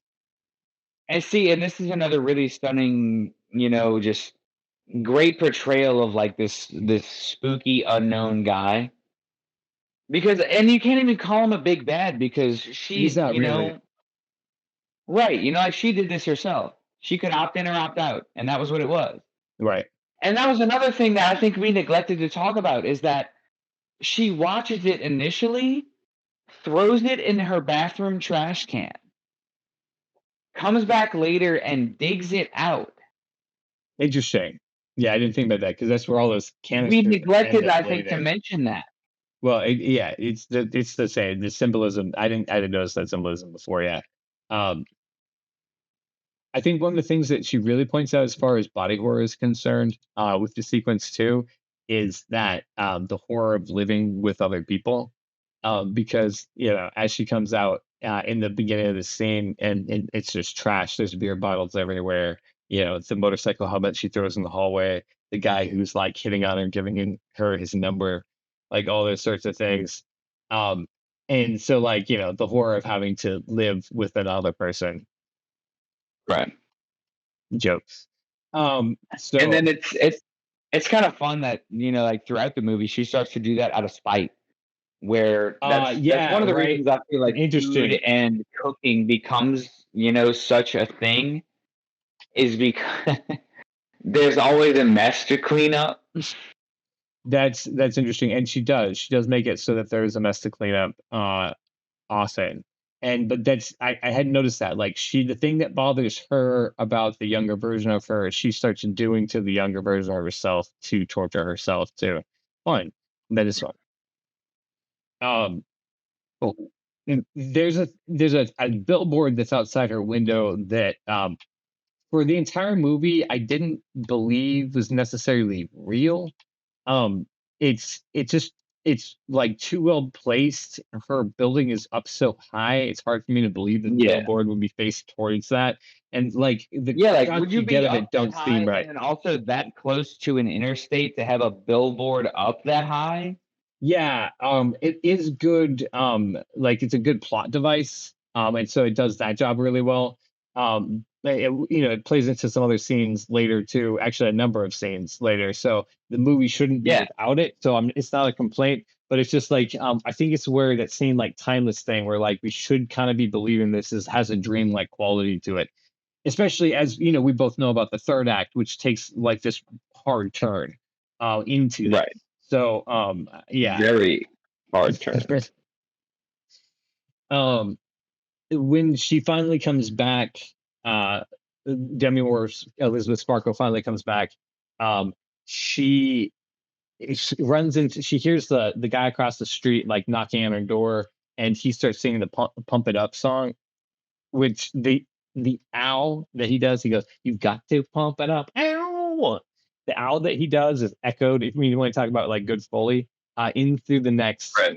couple of shots, which has her out on the street, going to go get her swap, stuff to swap again, to get her her See, like weekly dose of food, or I semi-weekly dose. believe this is the second time that we see the red and green cars. Interesting. Okay. Is Yes, is when she's walking along the sidewalk. We have the same shot of a red. I believe it's a red Mustang, and like I said, a green like Nova or maybe Chevelle or something. And yeah, just like I said, worth mentioning because it's something recurring that we see throughout the film. Right. Yeah. That's again really interesting because that's where it is. Because she has this conversation with this dude. She runs into after she picks up her package, she runs into this old guy in a cafe, which is again very noir, of that to Right. happen. And he says 7 days is a real long time, isn't it? Um, and right, we discover because he drops his card, and then we see the scar on the back of his neck, that he's the young doctor who got her Well, hooked, and no, he and says then he wanted to he also find has out this. about her. I was gonna say also he has the same blemish, I believe, on his right hand. Oh, right, yeah, exactly. um Right. he's the only realistic male in this movie. Actually, if you look at it, there's no weird close-ups, and there's no, like I remember we met Dennis Quaid, and it was like that focus on his nose. um Right. and there's those weird close-ups. This one's shot just like a regular movie. And that's kind of what I appreciate about this is that we're supposed to be taking this guy seriously because he is real in the same way that she is real. Um, so and he's talking about how they don't respect the same thing. He's struggling basically with the same thing. They don't respect the time. They just look at us as like something that they can consume. Again, that same theme of like how women are being consumed. Right. Um, So she goes back home, and this is where we tie in with the guy that we met on her birthday, the one with the buddy phone number. She's feeling all old and used up. She comes across the number that got dropped in the mud, and the way that we know that it's that number, of course, is because it's all like crumpled and dirty. Yeah, So crumpled, stained. it's You can interesting. tell. The thing that made it gross to begin with has now made it memorable to this us and the character. Um, which I think that's just like interesting how like things change over time. I want to shout out before we get too deep into this sequence, like just right away, like Demi Moore's acting and how it sells this entire sequence, and that if you had a lesser actress, you wouldn't be able to pull off this movie. um, Right. because it starts from the very beginning when she's calling the dude. She when he says that he's happy to take her out, he's gonna book the table at Luigi's at 8. She's like giddy like a schoolgirl. And there's no extra lines that she says. It's all in body language and expression. So right? Like and there's more. There's more to the scene, but it starts right there. The other thing that's really cool about it, it's very basic, like film school stuff. So I think like some Mhm. snobs might like snub Coralie for doing this, but it uses a clock to represent time to let us know that there's a limit. And just the same way as that heart fire shot is very like artsy school film school stuff. Mhm. This clock is one of those devices too, but it works. She makes it work really well. Um, Right. so yeah, let's get into the whole performance. As she gets ready to go on this date for Luigi's at 8, she puts on her makeup and she looks very classy, dignified. She's got a great outfit, and then she glances over and she sees the young, beautiful Margaret Qualley being passed out, and she begins to compare herself to her, and she feels uncomfortable. She can't go out looking like this, and so instead she dolls herself up to make herself look different. I believe it's more proper as Younger. yeah, or younger. Um, and so she wants to now present something that so she wants value in herself, but she keeps comparing herself to this other version of herself, this perfect version of herself. So much so Right. that she gets herself geared up. She's ready to go. She's gonna start heading out the door. She sees the billboard of Pump It Up, Margaret Qualley on the dancing show that she is a replacement for her show.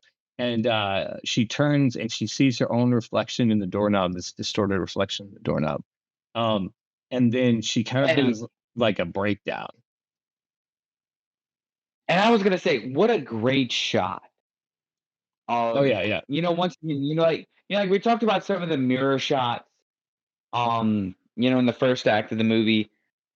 This shot here, man, th- I mean, second to none. I well, I yeah. love this It's particular another shot mirror of shot. Demi Moore. Right, because we see once again, we see this symbolism of how she sees herself. Yeah, And now that she's born this second self, she sees herself even more distorted. She doesn't see herself as even herself anymore.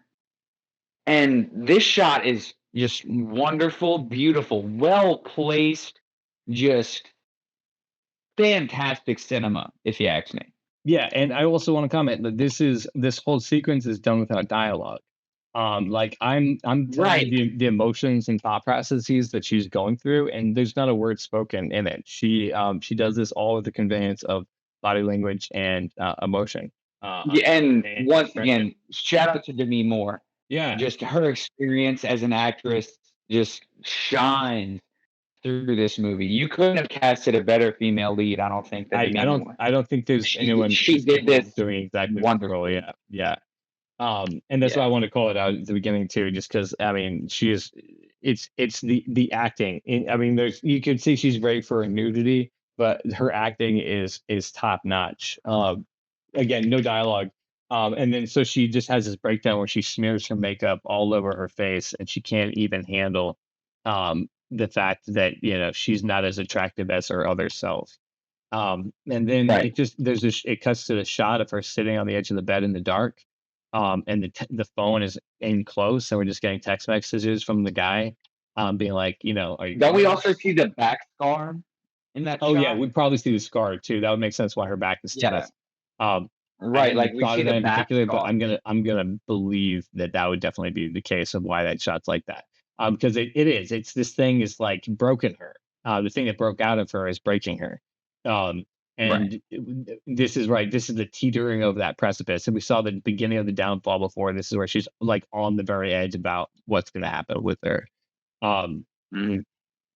just brilliant cinematography. Again, we know that she's running out of time because the clock that's running in the background, that keeps cutting to, so the pressure is on, and it just works. Great. In the this And then, like next, you said, like, we see I'm sorry. good. Continue. If you want to, do you have any final thoughts before we move on from that sequence or other Well, no, I thoughts mean, on like, that? I was Yeah, just gonna say, like, as she's sitting on the bed, like, you see the notifications coming in on her phone, and then we get a close shot, and we can read them. yeah. Like, "Are you okay? Are you coming? I've been here for 30 minutes," whatever, like, Well, he's we all we you know, like, we he stays it's positive the not whole that he's time, which is being an funny. asshole about it, but No, he's genuinely concerned. He's like, "Are you alright?" yeah. He's like, I know a big star like a star like you likes to make a big entrance, which again is Right. it's cute. Like he like holds her in his high esteem, but like he can't believe how lucky he is to be getting this date with her, and she's like having a meltdown over it. One of Right. those things that again, like I feel like you don't get to see this side of human nature when you don't have female directors making movies, because I'm sure that dudes have been stood up by women and not understood why. And this is in Corley's being like, this is why. In case you were ever wondering, in some cases, the girl just could not get herself together, and she could not present the face that she wanted to. And she was comparing herself, and she just like couldn't even tell you about it. There was no words because it didn't make sense. Um, I think that's a very awesome. We don't get to see that story told much, especially from a main character. And I enjoyed, her portrayal of it, it's like it's not it was a type of horror where it's like, I why don't I feel comfortable in my skin, Right, right, yeah, you know? exactly, 100%. That's yeah, And, that's why I think this movie is powerful because I think that doesn't get like, and anywhere. we start to understand this comparison that women make to themselves to, like, these Instagram models Yeah, and, like, all these crazy standards, like, we start to see, how these women see themselves as opposed to these women who are, famous and, like, and I mean, and I don't mean to call it out, but like the OnlyFans models and like all that stuff you see on Instagram and, right, Twitter and stuff, all, you, yeah. So whether, it's because this. whether they know it or not, these young women compare themselves to that. Yeah, this movie is And about how the male gaze makes women crazy. That's that's right. that's and so and it's doing that, like, and And, it's because it makes them compare themselves to other ones who have something different than they do, and so I feel like they can't handle it. that particular sequence was a beautiful way to explore that theme. Yeah, yeah, 100%. Like, and it's like just and it she is both the protagonist and antagonist in that moment. Right? Right. Like she's the one who's stopping herself. She's the one who is making it impossible for her to present her best self, is because she's been living in a state of comparison. It's really, really Mhm. funny that what happens next is basically the same concept but explored in a different way. Because what it does right after this is it cuts to a dance video. They're shooting a dance video, and Sue is doing this dance that ends with "Put your head between your legs."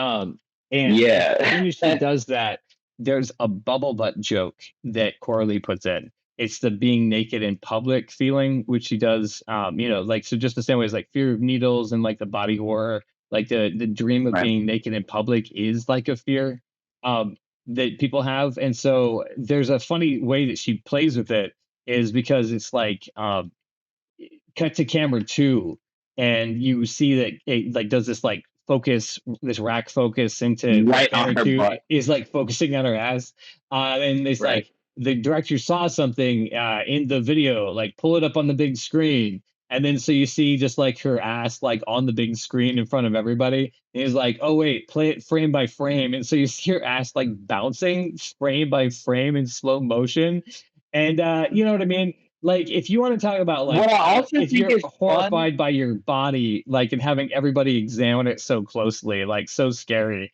she screams at her assistant to get her a bathrobe, and then it cuts to her like in her changing room, with the robe on. There's a lump in her butt, and she pushes it up and around her body. Oh yeah.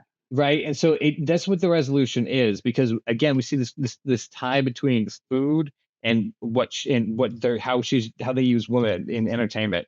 Um, and so it's one of these things like I'm just like when you see it and what's happening with it, he pushes this chunk of thing up and out through her belly button. My only thought is just like girls have to deal with orifices so much. And they get used to being gross, and I think girls are gross. So I do want to, if you're watching the stream, cut to the one like incredibly gross shot that is the beginning of just like how gross it gets. So it's this the the navel butthole that a chicken wing is pulled out of. Not a chicken wing, sorry, chicken leg is pulled out of. Margaret Qualley pulls it out after pushing it up through her body. Um, and then we find out right after this that it is. She wakes up and it is all a dream. So yeah, there's the sequence that right after she goes onto the set to see that the shooting's been canceled, and then what that guy says to her. Yeah. So and then yeah, like this is another one of those moments that you were talking about where um he's seeming to be mean to her, and like Right. how we see that he plays games with her because like he acts like he's upset earlier in a previous scene too, but he's just messing with her, and it's the same thing. Like he pretends like he's firing her when he's actually giving her a promotion to Right. doing the New Year's Eve. See, and don't we also get one of those long shots at this scene where like she's walking down the hallway toward the office? I don't believe that we do. We are about to get one in a second. One of the shots that Oh, we do get in this sequence is those food porn shots. So it's these really extreme close-ups of like I think he's smoking a cigarette in this one. Uh, yeah. and it's again it has like a very much like we're seeing the consumption. He actually says this: people love you, they adore you, they want more and more of you. And so like the theme that women are just something to be consumed in this story is hit there. And then what we see is Sue stealing as much as she possibly can from Elisabeth Sparkle. She's literally she starts eating alive her altar. Um, Right. with But we also start making to see small her excuses. mention, right, I mean, small excuses like we're doing the cover of Vogue, Mhm. It's just there's one very more week. important things that are happening for her, right, that she's trying to justify while she's withering the husk of what used to be Elizabeth Sparkle. Right. Well, we don't know that that's what's happening, but that's kind of what the montage is leading to. Is like she's decided to cross over and make those decisions. What she says is, I'm sure, it was something But that we already know the consequences that aging from that finger shot that we get and well, how horrified Elizabeth is to see that. yeah, just that one that finger. We know that there's something that's supposed to be happening, but we're seeing her like exploit it. One of the things she says that's significant is that if you don't answer when opportunity knocks, then what's the point? Um, and so that's what kicks off this whole desire to eat. And so like this is the dragon thing, the one that you were pointing out. Right.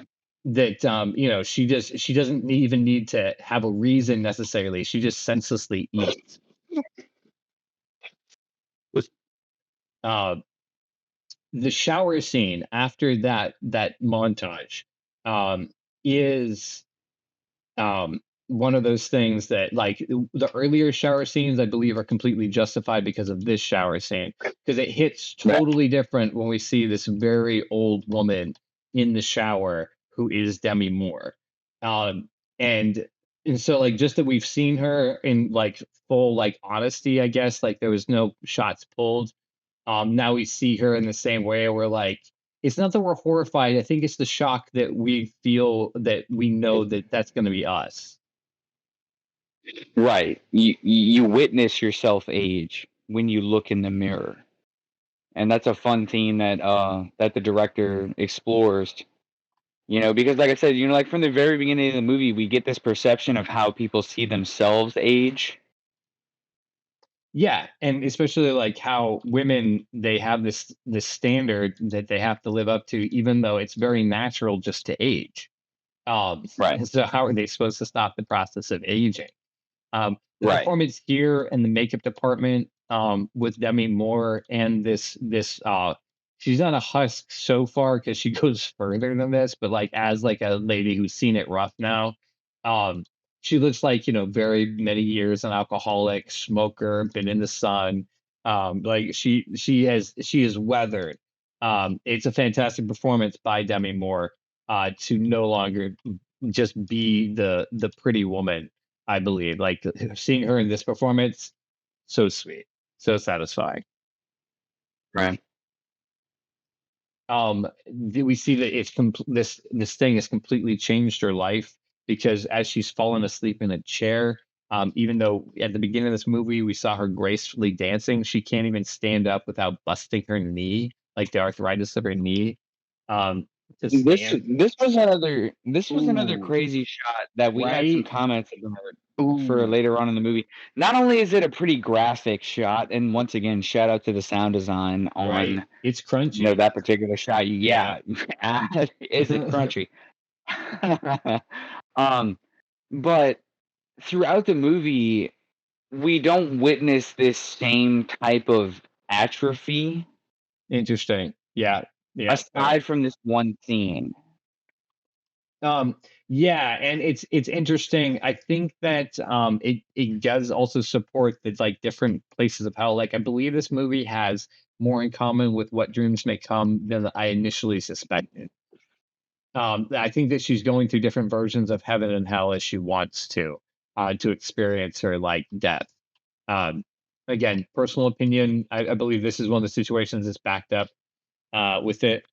Um, and this is the part in the movie where she unwraps Dennis Quaid's gift um, to her, which is she finds out is a French cookbook, and we get to see what she does with that food, and then this is where the line between food porn and actual porn like crosses over to each other, and I believe that the metaphor becomes very very clear. If you indulge me, I'm just going to put on this Jurassic Fitness clip.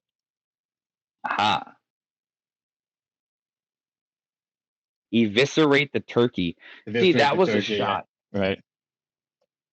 So we're seeing also one thing I thought was funny is that they kept it very ambiguous. If you look very closely at the card that the host holds, the theme of the show literally is just the show. Did it say the show? Yes. Yeah, this is totally a dream. All of this is a dream. It's just yeah, so I didn't recognize We that. get a Yeah. shot of it. So she's Yeah, if like we get a shot torturing. of it, like yeah, like the very small pink text just says the show on the back of the host card. It just says the show. But also too, like this is a wonderful shot too because we also get the juxtaposition, like I said, of the classiness of Demi Moore's dance routines Hmm. versus the sexuality, and then we also Yeah. get that sexuality juxtaposed with Demi Moore fisting a turkey, Yeah. which is a Yeah. very interesting thing to do Well, to we the get turkey. I mean, but also we do we get that half-second shot of eviscerate the turkey, Yeah. which says a lot. Essentially what she has to do, like she has to get rid of that other body if she wants to Right. survive. Which is cool that that's, like part of the text. And then also she's obviously treating the dancer as the turkey because she's taking her rage of Sue out on the turkey. And so the connection between women and food as they're consumed. But then also, as you pointed out, the contrast between Sue and Elizabeth as dancers, and then Elizabeth where she was, where we first met her, and where she's become at the climax of the movie. Facts. It's so nice there. This segues into her blending the blender so fast she gets egg on her face. Um, And this was one interesting shot that you had some comments about. well, just because Um, it's you have to at this point you have to admit that this is a comedy. Like you right. just recognize that it is a comedy. Um, Literally egg on her face yeah, because she made these decisions herself. the actual And metaphor, yeah. right. So for that, like you just recognize she's making some jokes. There is in this sequence where we get the stop it, stop it monologue. Um, or Man, and so it's where the mirror shot ties in and becomes like a prominent thing. mhm. And then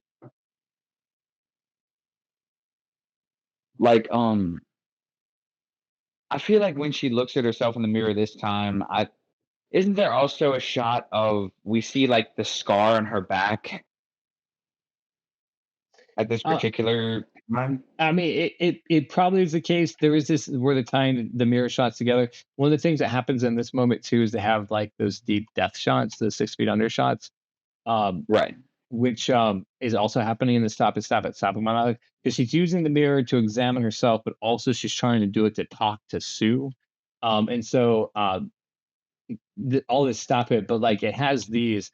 Remember, we had this shot in particular when she first shot up the substance. Basically, this shot existed.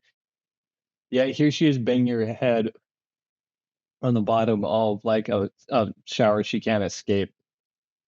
Um, and again, she's in this beautiful like deep shot. Um, I'd call them the 6 feet under shots because you see them in the beginning, but you don't understand what they mean. But I think at this point in the movie, it's like really driven home um, what it is to be 6 feet under. Um, all right, so then the last shot that we see is actually this shot because there's this like split, this two-person shot where we see Demi Moore yell, "You have to," and then Margaret Control finishes, yourself. "Control yourself," as she looks over Yeah. the mess of the apartment with all the cooking and all the mess. It could be the eggs that have been splattered on the TV and the window with the newspaper covering up the billboard um, you know, and then she says something that is, profound. She's like, "I refuse to go back into that old hag," or something like that. Yeah, and she continues to describe like she's fat, she's Mhm. gross. All she does is sit around in front of the TV and eat all the time. Well, yeah, And I'm sorry. yeah, that does happen. The one thing I was just going to tie in the what we were just talking about is the deep shot that comes from this as she starts robbing all of the spinal fluid from her previous body, and that follows this shot. Um, she decides that she won't. She's just gonna take as much as she can, and this is one where like you realize that all these deep shots are actually grave shots. That shot that I showed you is like the close of this act. It's carried on into the next one, but what you see, this is the 90-minute mark. This is where if a director was trying to like get their movie approved under budget and whatnot, they would stop the movie here. That her creation has bested her and is stealing all the fluid from her. It's a fine place to stop the movie. You could absolutely do that. But Corey is a very talented writer, and so she pushes past this, and then so what we see is it says it cuts to 3 months later, and Margaret is like walking around the house. Us, the Sue characters, walking around the house in just like slinky sleepwear. Um, there's a dude there who has she has this boyfriend now uh, who's staying with her. There's we can see that the New Year's Eve ball is tomorrow at 9 p.m. Again, setting a clear date and time so that we know like what to expect at this point. She begins to feel unstabilized. So she's going to do the same thing that she's been doing for months. She goes in there to go get it. We see that the repercussions of the action is the site's all pussy. She tries to go pull out some anyway, and it's black. And there's like And there's not much there. It looks nothing in there. dry and Yeah, just yeah. so nasty. So Uh, she makes the call to tech support, of course. right. Which again just gives you the same cold, very dry, you know the rules answer. Where it's like it's not very much help. Whereas it's just like Well, she you doesn't. knew what She this doesn't. was. She doesn't want help. She wants what she wants. I mean, like if she wanted help, she would have made the rules to begin with. Um, right? I mean, Hmm. That's interesting. yeah, she wants to blame the situation on them when it's her fault. She's the one who's not following the protocol. And like see, and then that's why I wanted to bring up like the like the UR1 comments. Yeah, also, I mean, and this becomes very, In the very central beginning of the here. movie, right? Um, Because like there's no she, there is no there is no you. You are one. yeah, and she You are one both thing the same. that I think we did forget to mention this time is that they mention that what is taken from one side is what's stolen from one side is stolen from the other, or what's taken. You know what I mean? Like that. I'm sorry, I'm totally making this quote wrong. Um, but when she gets those Um, extra days, she's taking it what's from herself. consumed by what's consumed by one side cannot be recovered by the other, or something like that. Something like Like that. Yeah. essentially, what's done is done. And so when Margaret goes to go finally after all these months, wake up the Demi Moore character, she wakes up this ancient creature that is terrifying. It's like this hunched, curved back, this bald head, these floppy tits, which is a totally funny bit that is, Yeah, the you floppy tits know, were a pretty funny visual bit to add. We don't see him for long, but the but they fact are that we pretty long. do, you know, the fact that we do see them like once again as a commentary, I feel like not only as people age, things like this happen, but Right. it's like it's a forced acceptance of reality where it's like whether There we you go. like it or not, we age. Yeah, and we've been seeing Demi Moore naked for this entire movie. So to see her this way too, that's why I justify Right. it in the beginning. I don't say all nudity in movies is justified. I think that in this movie she particularly does the thing that you should do. And so because she shows us what it looks like as she goes through this transformation. Um, Right. and so because we've seen what she looks like, now we're horrified at the shape that she's become. She becomes this Yeah. monster that screams at the new boyfriend to get out. The boyfriend with the great butt uh, is like Which is also terrified. showcased in its very own shot, Yeah, juxtaposed it to gets the very old person butt. We get a slam cut to this very young slam man, cut. Yes, this very young tight butt there's done the glutes outside the though. door. Yeah. So it kind of juxtaposes like what she wants and what she prowls for Hmm. versus what she truly What is. she is. Yeah. Yeah, and it's it's another really crazy and really cool way to shoot that scene, Yeah. in my opinion. People could argue that this is nothing more than like a Dorian Gray story where the painting is aging and becoming horrid. But the fact that it's like it's Demi Moore that it's happening to is what makes this like vastly more interesting than a painting. Um, Right. you know what I And mean? then Because yeah, once again I could say to that I couldn't have casted personally a better actress to play it than Demi Moore. yeah, she does. She What a absolutely does a wonderful fantastic portrayal of job. this character and just an entire performance through. Anyway. And because I think for her, this is the role of a lifetime. She gets to do the things that mainly men get to do. She gets to have fun, being like horrifying. Um, because we see here after the man leaves, she runs down the hall and she falls, and her titties, her floppy titties, like swing to the side. Um, Right. We do have one floppy titty. That was what I was gonna say. Is like we don't see them for long, but this is one I think meaningful shot. It seems important that we see it. Yeah, it is, and I think, I mean, like, I believe that this is a dark comedy. She's making jokes about being old and what it's like, and kind of like her Right. own. I'm sure all women fear like what's going to happen. They might look nice now, but the reason you wear a bra is because you want them to, not sag as much as they're going to continue to, right? The Right. unfortunate facts of body mass. Um, so I think that's I mean, a funny bit for sure. Just that it is so shocking and horrifying is like why those two together taste so good together. Um, it's at this point in the film that Demi Moore she wants to stop. She wants the program to stop. Um, and so she calls the tech support. She says that as such. Um, and This is then also a pretty trippy scene as well because we see how far Demi Moore has slipped. You um, know, because I'm pretty sure they asked her before, like, "Do you want to stop?" And she's like, "No, I don't want to stop. I just want her to learn control." Like she has to respect the balance. Yeah, when she And was then when she was just she an gets old asked the lady and not question, not this 120-year-old woman, right? right? And then she gets presented the question again, "Do you want to stop?" And she crying, Yeah, exactly. pleading, "I want it to stop. I want it to stop. I want it to stop." Exactly. And and then the voice on the other end of the phone says two simple words: without sympathy, without regret, without feeling at all, we'll deliver. Will deliver, right, yeah, Like, exactly.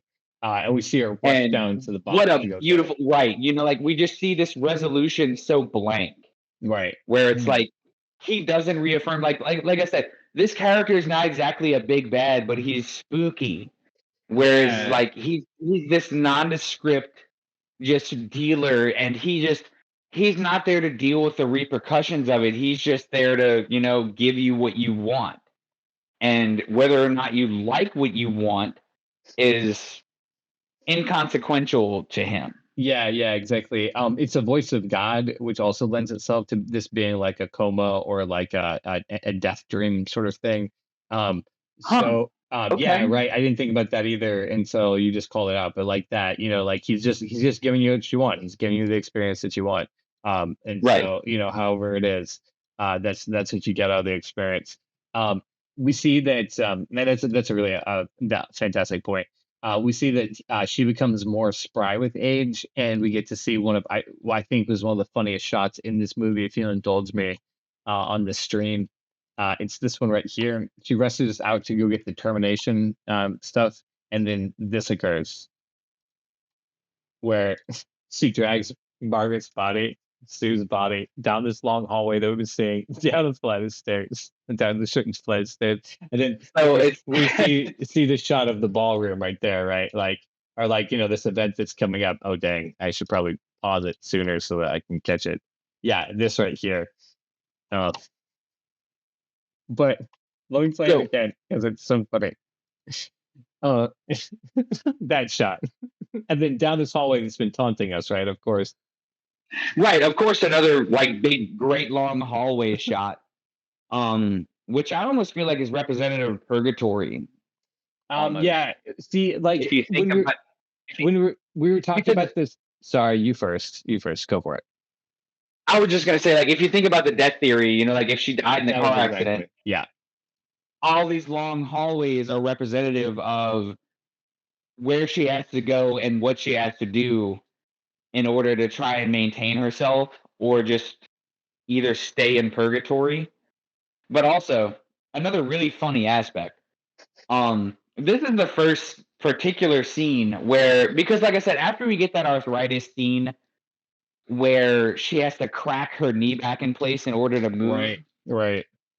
we don't see that same type of atrophy throughout the rest of the movie. Whereas No. right here, she looks very spry, very spry for 120 years old. Like this third act is very, very campy.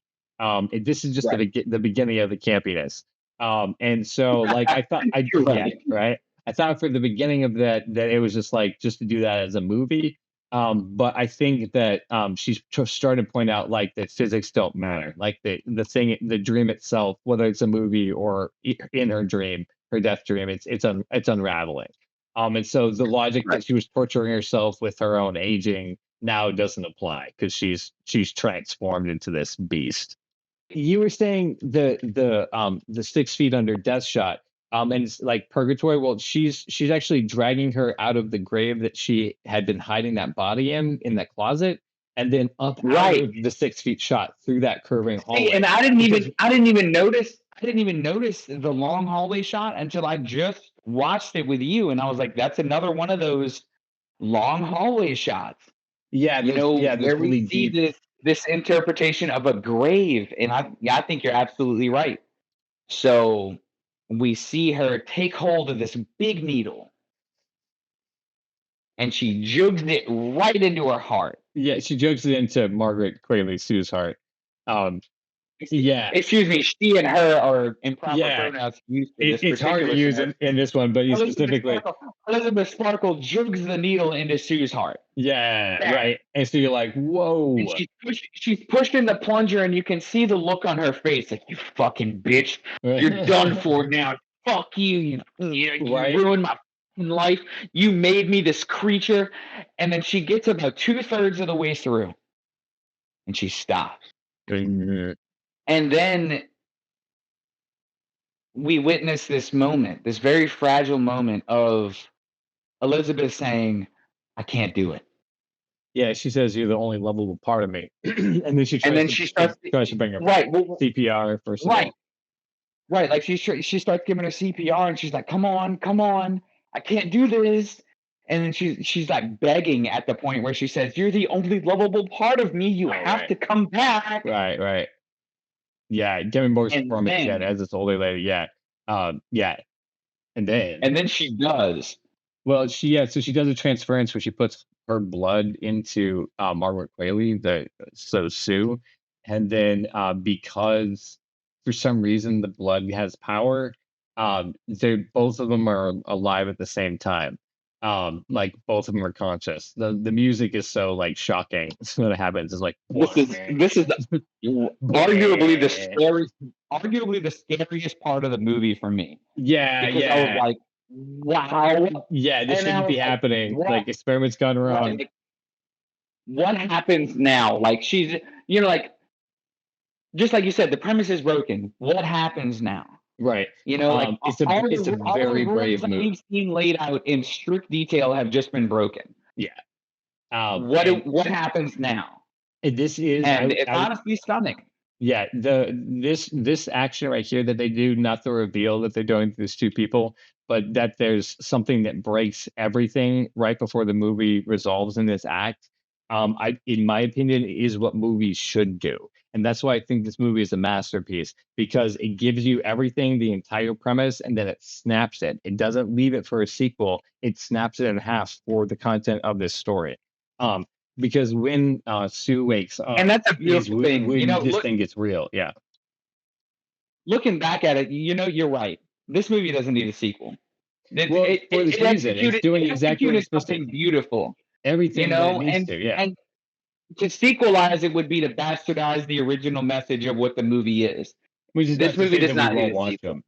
Because in this podcast where we only review the substance, we need another movie to talk about after a while. So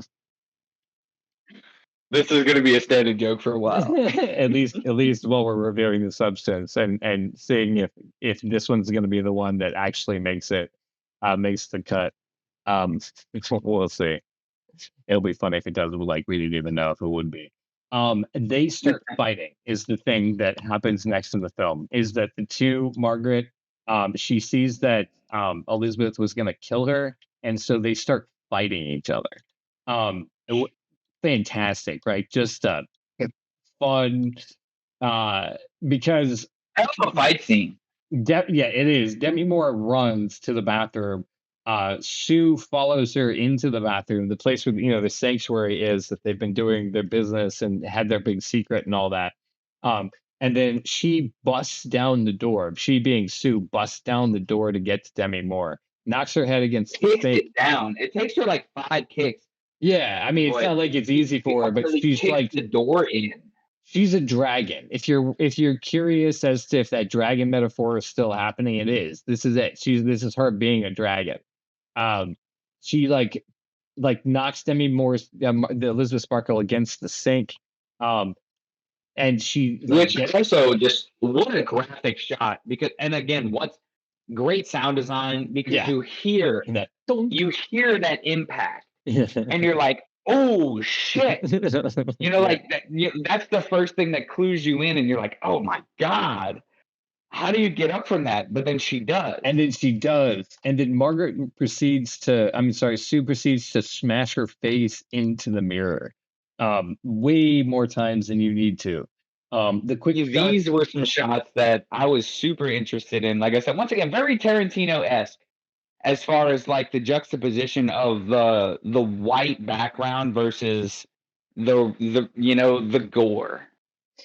Oh, that's fair. Yeah, absolutely. And one of the things that happens here, as far as the shot goes, is there's a series of short, really tight cuts where you see Demi Moore coming back with more and more blood on her face, and then it cuts into as Sue is like pushing her back towards the mirror, like smashing her face back in the mirror, and doing this tight cut, which is like the precise angle of a dummy being smashed into it. So you're actually getting to see the effects happen on a life-size dummy.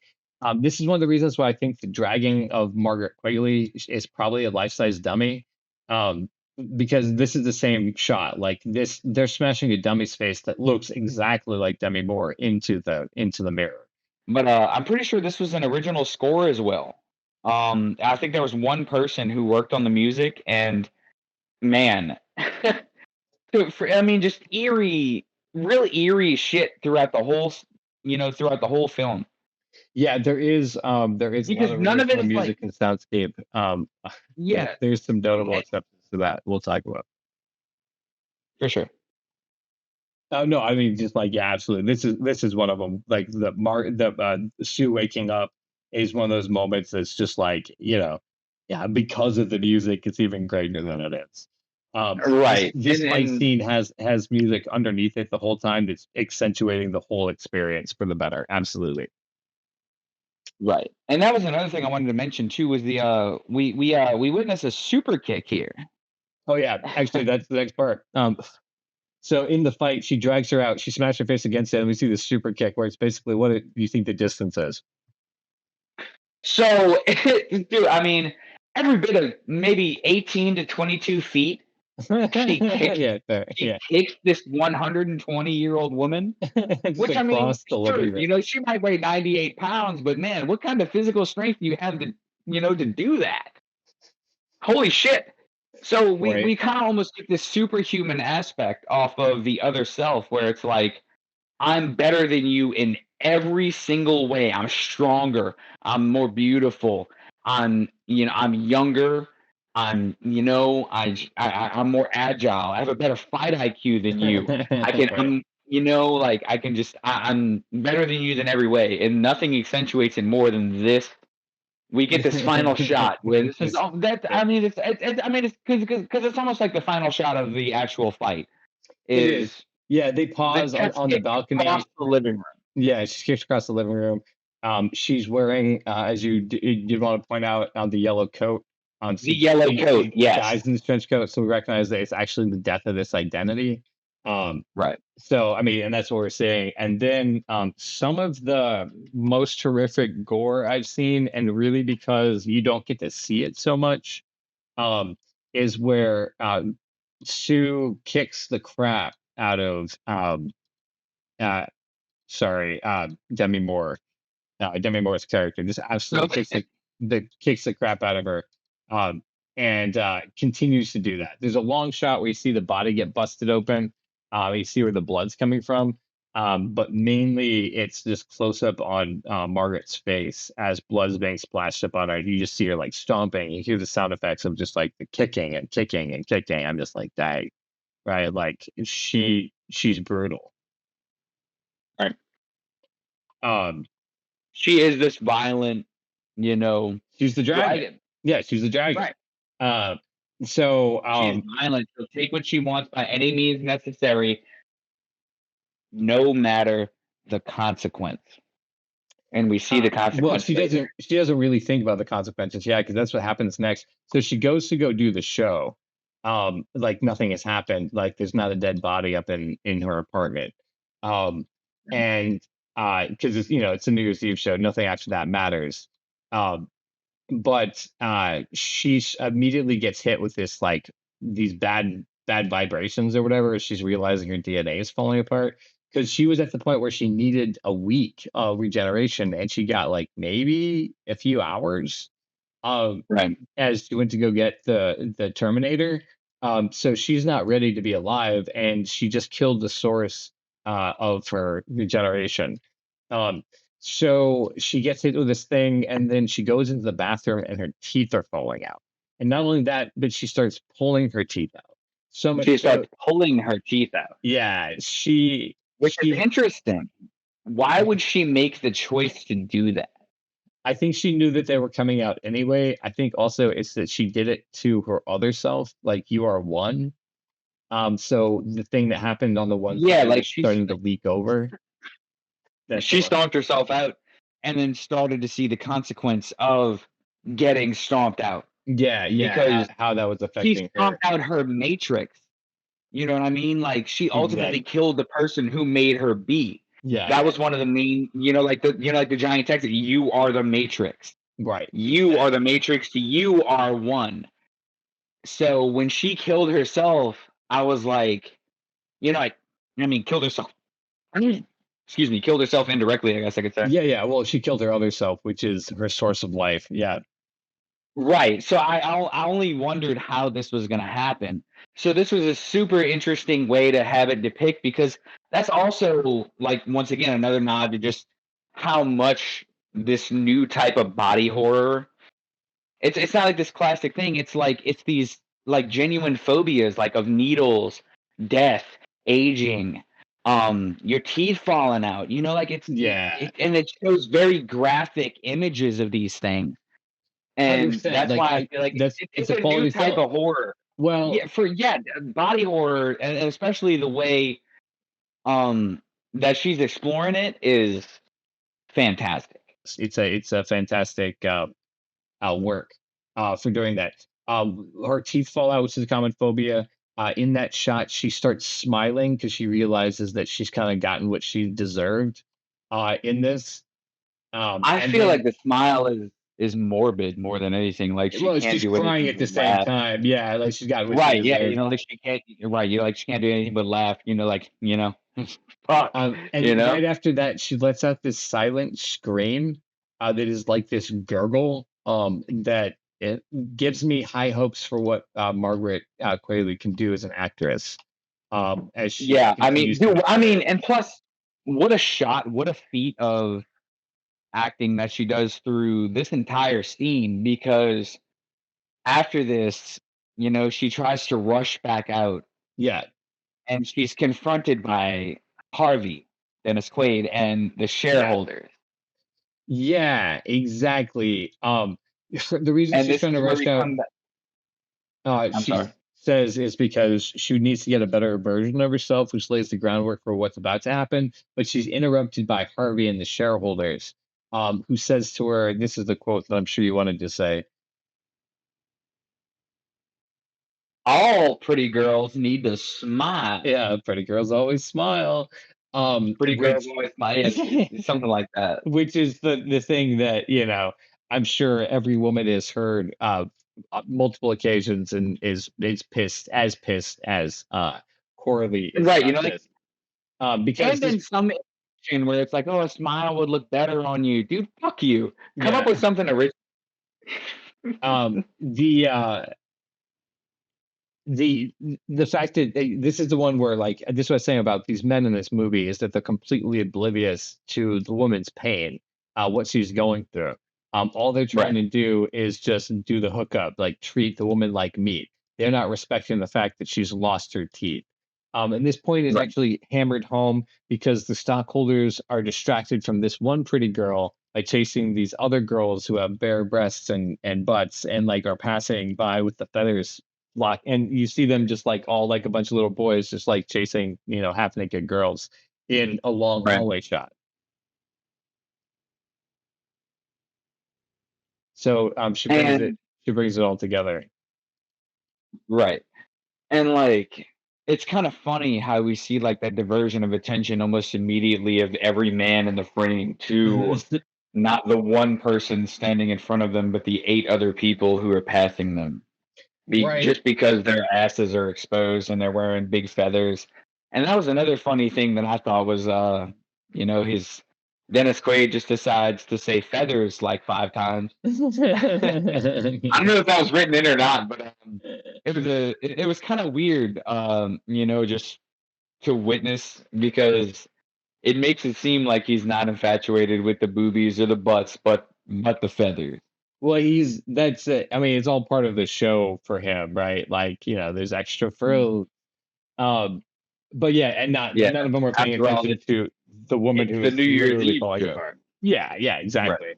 Um, See, and that's an interesting thing. While not paying attention to the women who is currently falling apart in front of him. Yeah, like actually falling apart. His star is actually falling apart. Right. He can't be bothered to like pick things. He's like, "Oh, I made her. I crafted her." Like, dude, you don't even have any part of her life at all. Um, Right. but she continues to run out the door, and she goes into an elevator where this other man starts talking to her and like hitting on her. But right before that had happened, her ear is fallen off, so she can't hear anything. Um, so the thing is that This for is her, yeah, they just keep hammering this point home that like these dudes don't care. They're oblivious. right. And this is another point that I was going to call out just a great instance of sound design. Because not only do we get the visual of her ear falling off, but we get the distortion of the audio of what this guy is saying to her. And I think Skipper mentioned it in the first go around, where you can tell by like how he's moving and how he's like raising his eyebrows that he's flirting with her or he's doing something, you know, of that where he's like, yeah, you look great, just something like that, where he's just commenting, not realizing that she's holding her ear in her hand. Yeah, yeah, exactly. Um, and they just yeah, so oblivious. Um, so that's yeah, it continues. She's racing to get to become a more perfect version of herself. The single use only activator is what she's thinking about. Of course, she injects it into herself, and she goes through the same transformation that Demi Moore did, but in a different sort of way. Um, the once the screaming happens, the passing out, and the splitting of her back, the final shot we see is this burning flame of a heart within a heart, where the heart is in like another. It's in the upper part of the heart. Um, so it's an interesting. One of the hearts is missing, and so it's kind of like disformed and broken in a way. They do the rule of thirds, uh, sorry, the rule of threes, where they reveal that it's not a very perfect version of themselves, but actually this monster that they call Monstro Eliasu. And that monster is this Cronenberg horror. Um, it's disgusting in every sense of the word. Um, there are some very fantastic shots of her face, and she does the same reveal as um, Margaret did. And there is, you see Demi Moore's face like in the creature's back, just And that was gasping for stunning. air. Yeah, it's a really this is what I was saying Because earlier it's about not being only gross that, on purpose, as a I don't joke. feel like it's gasping for air so much as that it's frozen in this silent scream that Yeah, we that is also fair. like It's we kind of gurgling. saw earlier, Yeah. where it's like she's just stuck in this like you know Yeah, absolutely. I mean, it's horror. She's locked in this vision of horror for sure. Um, right. and I think that it is the actress because her eyes are flicking around. Although they've done some really good special effects, so it could be a cast of her face. They just did good job with. The monster decides to just go to the ball like normal. And so she puts on the blue dress, and she recognizes that she needs things like earrings, and so she pushes them into her flesh, into the flesh itself, like she pierces her little nubs, or like a piece of her head, and then she still believes that she's not pretty enough. So here's the shot that I wanted to point out in this. She takes the face off the portrait of Demi Moore that there's been this like back and forth about throughout the movie, and she puts it on as a mask. And then she tears the dress in such a way as to reveal her games. Um, that And she's doing everything she can to keep the attention of men. This is just like what she's been driven to. Logan. I was gonna say like I don't feel like it's so much that she wears it that way as much as she has a tit there and she just tries to put it on, and the only comfortable way she can wear it is that there's a Well, tit if right you there in the there middle. there is that one, but if you look over to the right, you'll see that there's a second one where the fabric has been torn there also. And I think that it's so much on her mind. Let me not kill it, but we'll get to a bit where it happens again. Um, she gets this whole like setup of her like going to the ball. She curls her hair and then burns off the little bit of hair that she has with the curling iron, and she sighs. Now, when she does that, it's like this moment that's more Cronenberg than Cronenberg ever existed. So she like does what he did, but then somehow she made it adorable, because this monster is like someone that we care about. Um, so it's not cold at all. And that's when she puts on the face mask of Demi Moore, puts lipstick on it, and lurches out the door to go back to the New Year's Eve show. She's met at the door with by a guy who's completely oblivious that it's not the young woman who left there. I guess because she's wearing the same dress, and he just lets her in, saying, "We've been waiting for you." When See, she and that's one of the funnier moments, like that it just like reinforces like the like what you said at the beginning of like men are stupid. Yeah, I mean, that's the game that the joke that she's been making, right? So like it's just Right. awesome that she's continuing to do that. Um, so yeah, she arrives there. All the women are on stage and they're bare assed, and their tits are out, and they're barely wearing anything but like feathers. And there's this like sound again, if you want to talk about the like sound effects, but there's this like slurping, like heavy breathing that you hear. The music score comes up is from 2001: A Space Odyssey, like bum bum bum. Bum, bum, bum, bum, bum, bum, bum, bum, bum, bum. Yeah. What a As great she's walking to it. I mean, again, you can't say that this is not a comedy because of that. I mean, that's intention on the score. You cannot miss it. That's a joke. Like that's not. It's like to be serious. Because she approaches the mic and slurps like, "It's such a pleasure to be here," and then, like everybody doesn't know what to do, and the mask falls off, and the audience who loved her before, is now terrified of her and wants to kill her.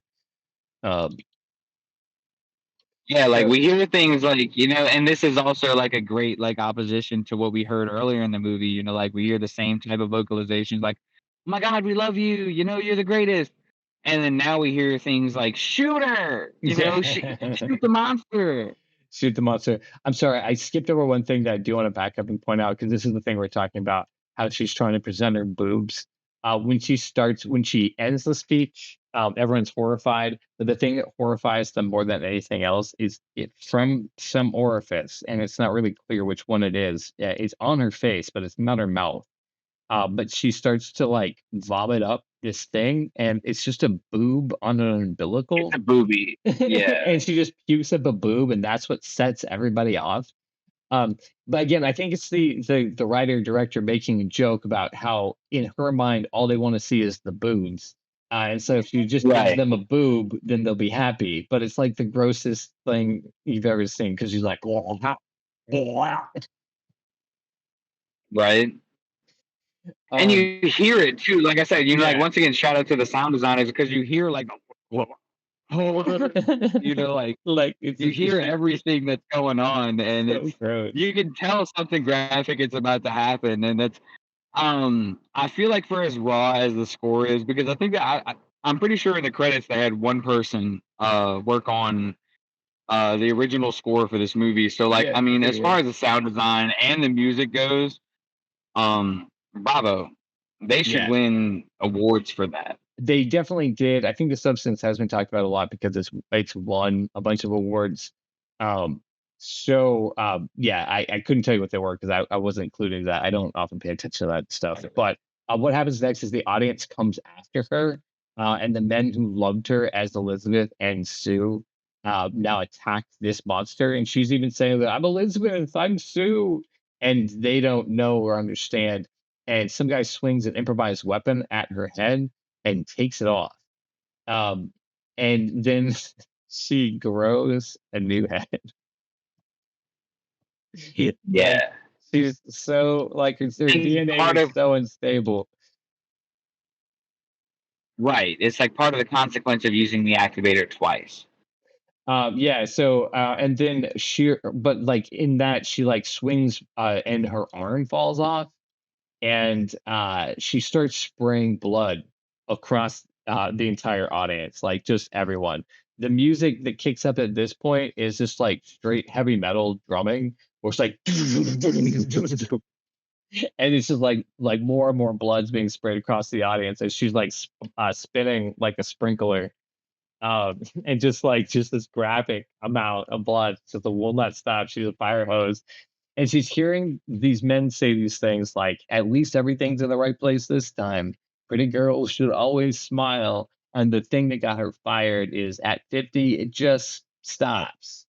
And so I think that the director is definitely making a statement about what people who say those things, what should happen to them, and they should be doused in a bunch of blood.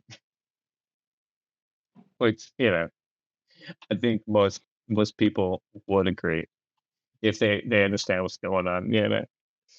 Um, Right. so she runs out the building. She's falling apart. Uh, her body can't wait.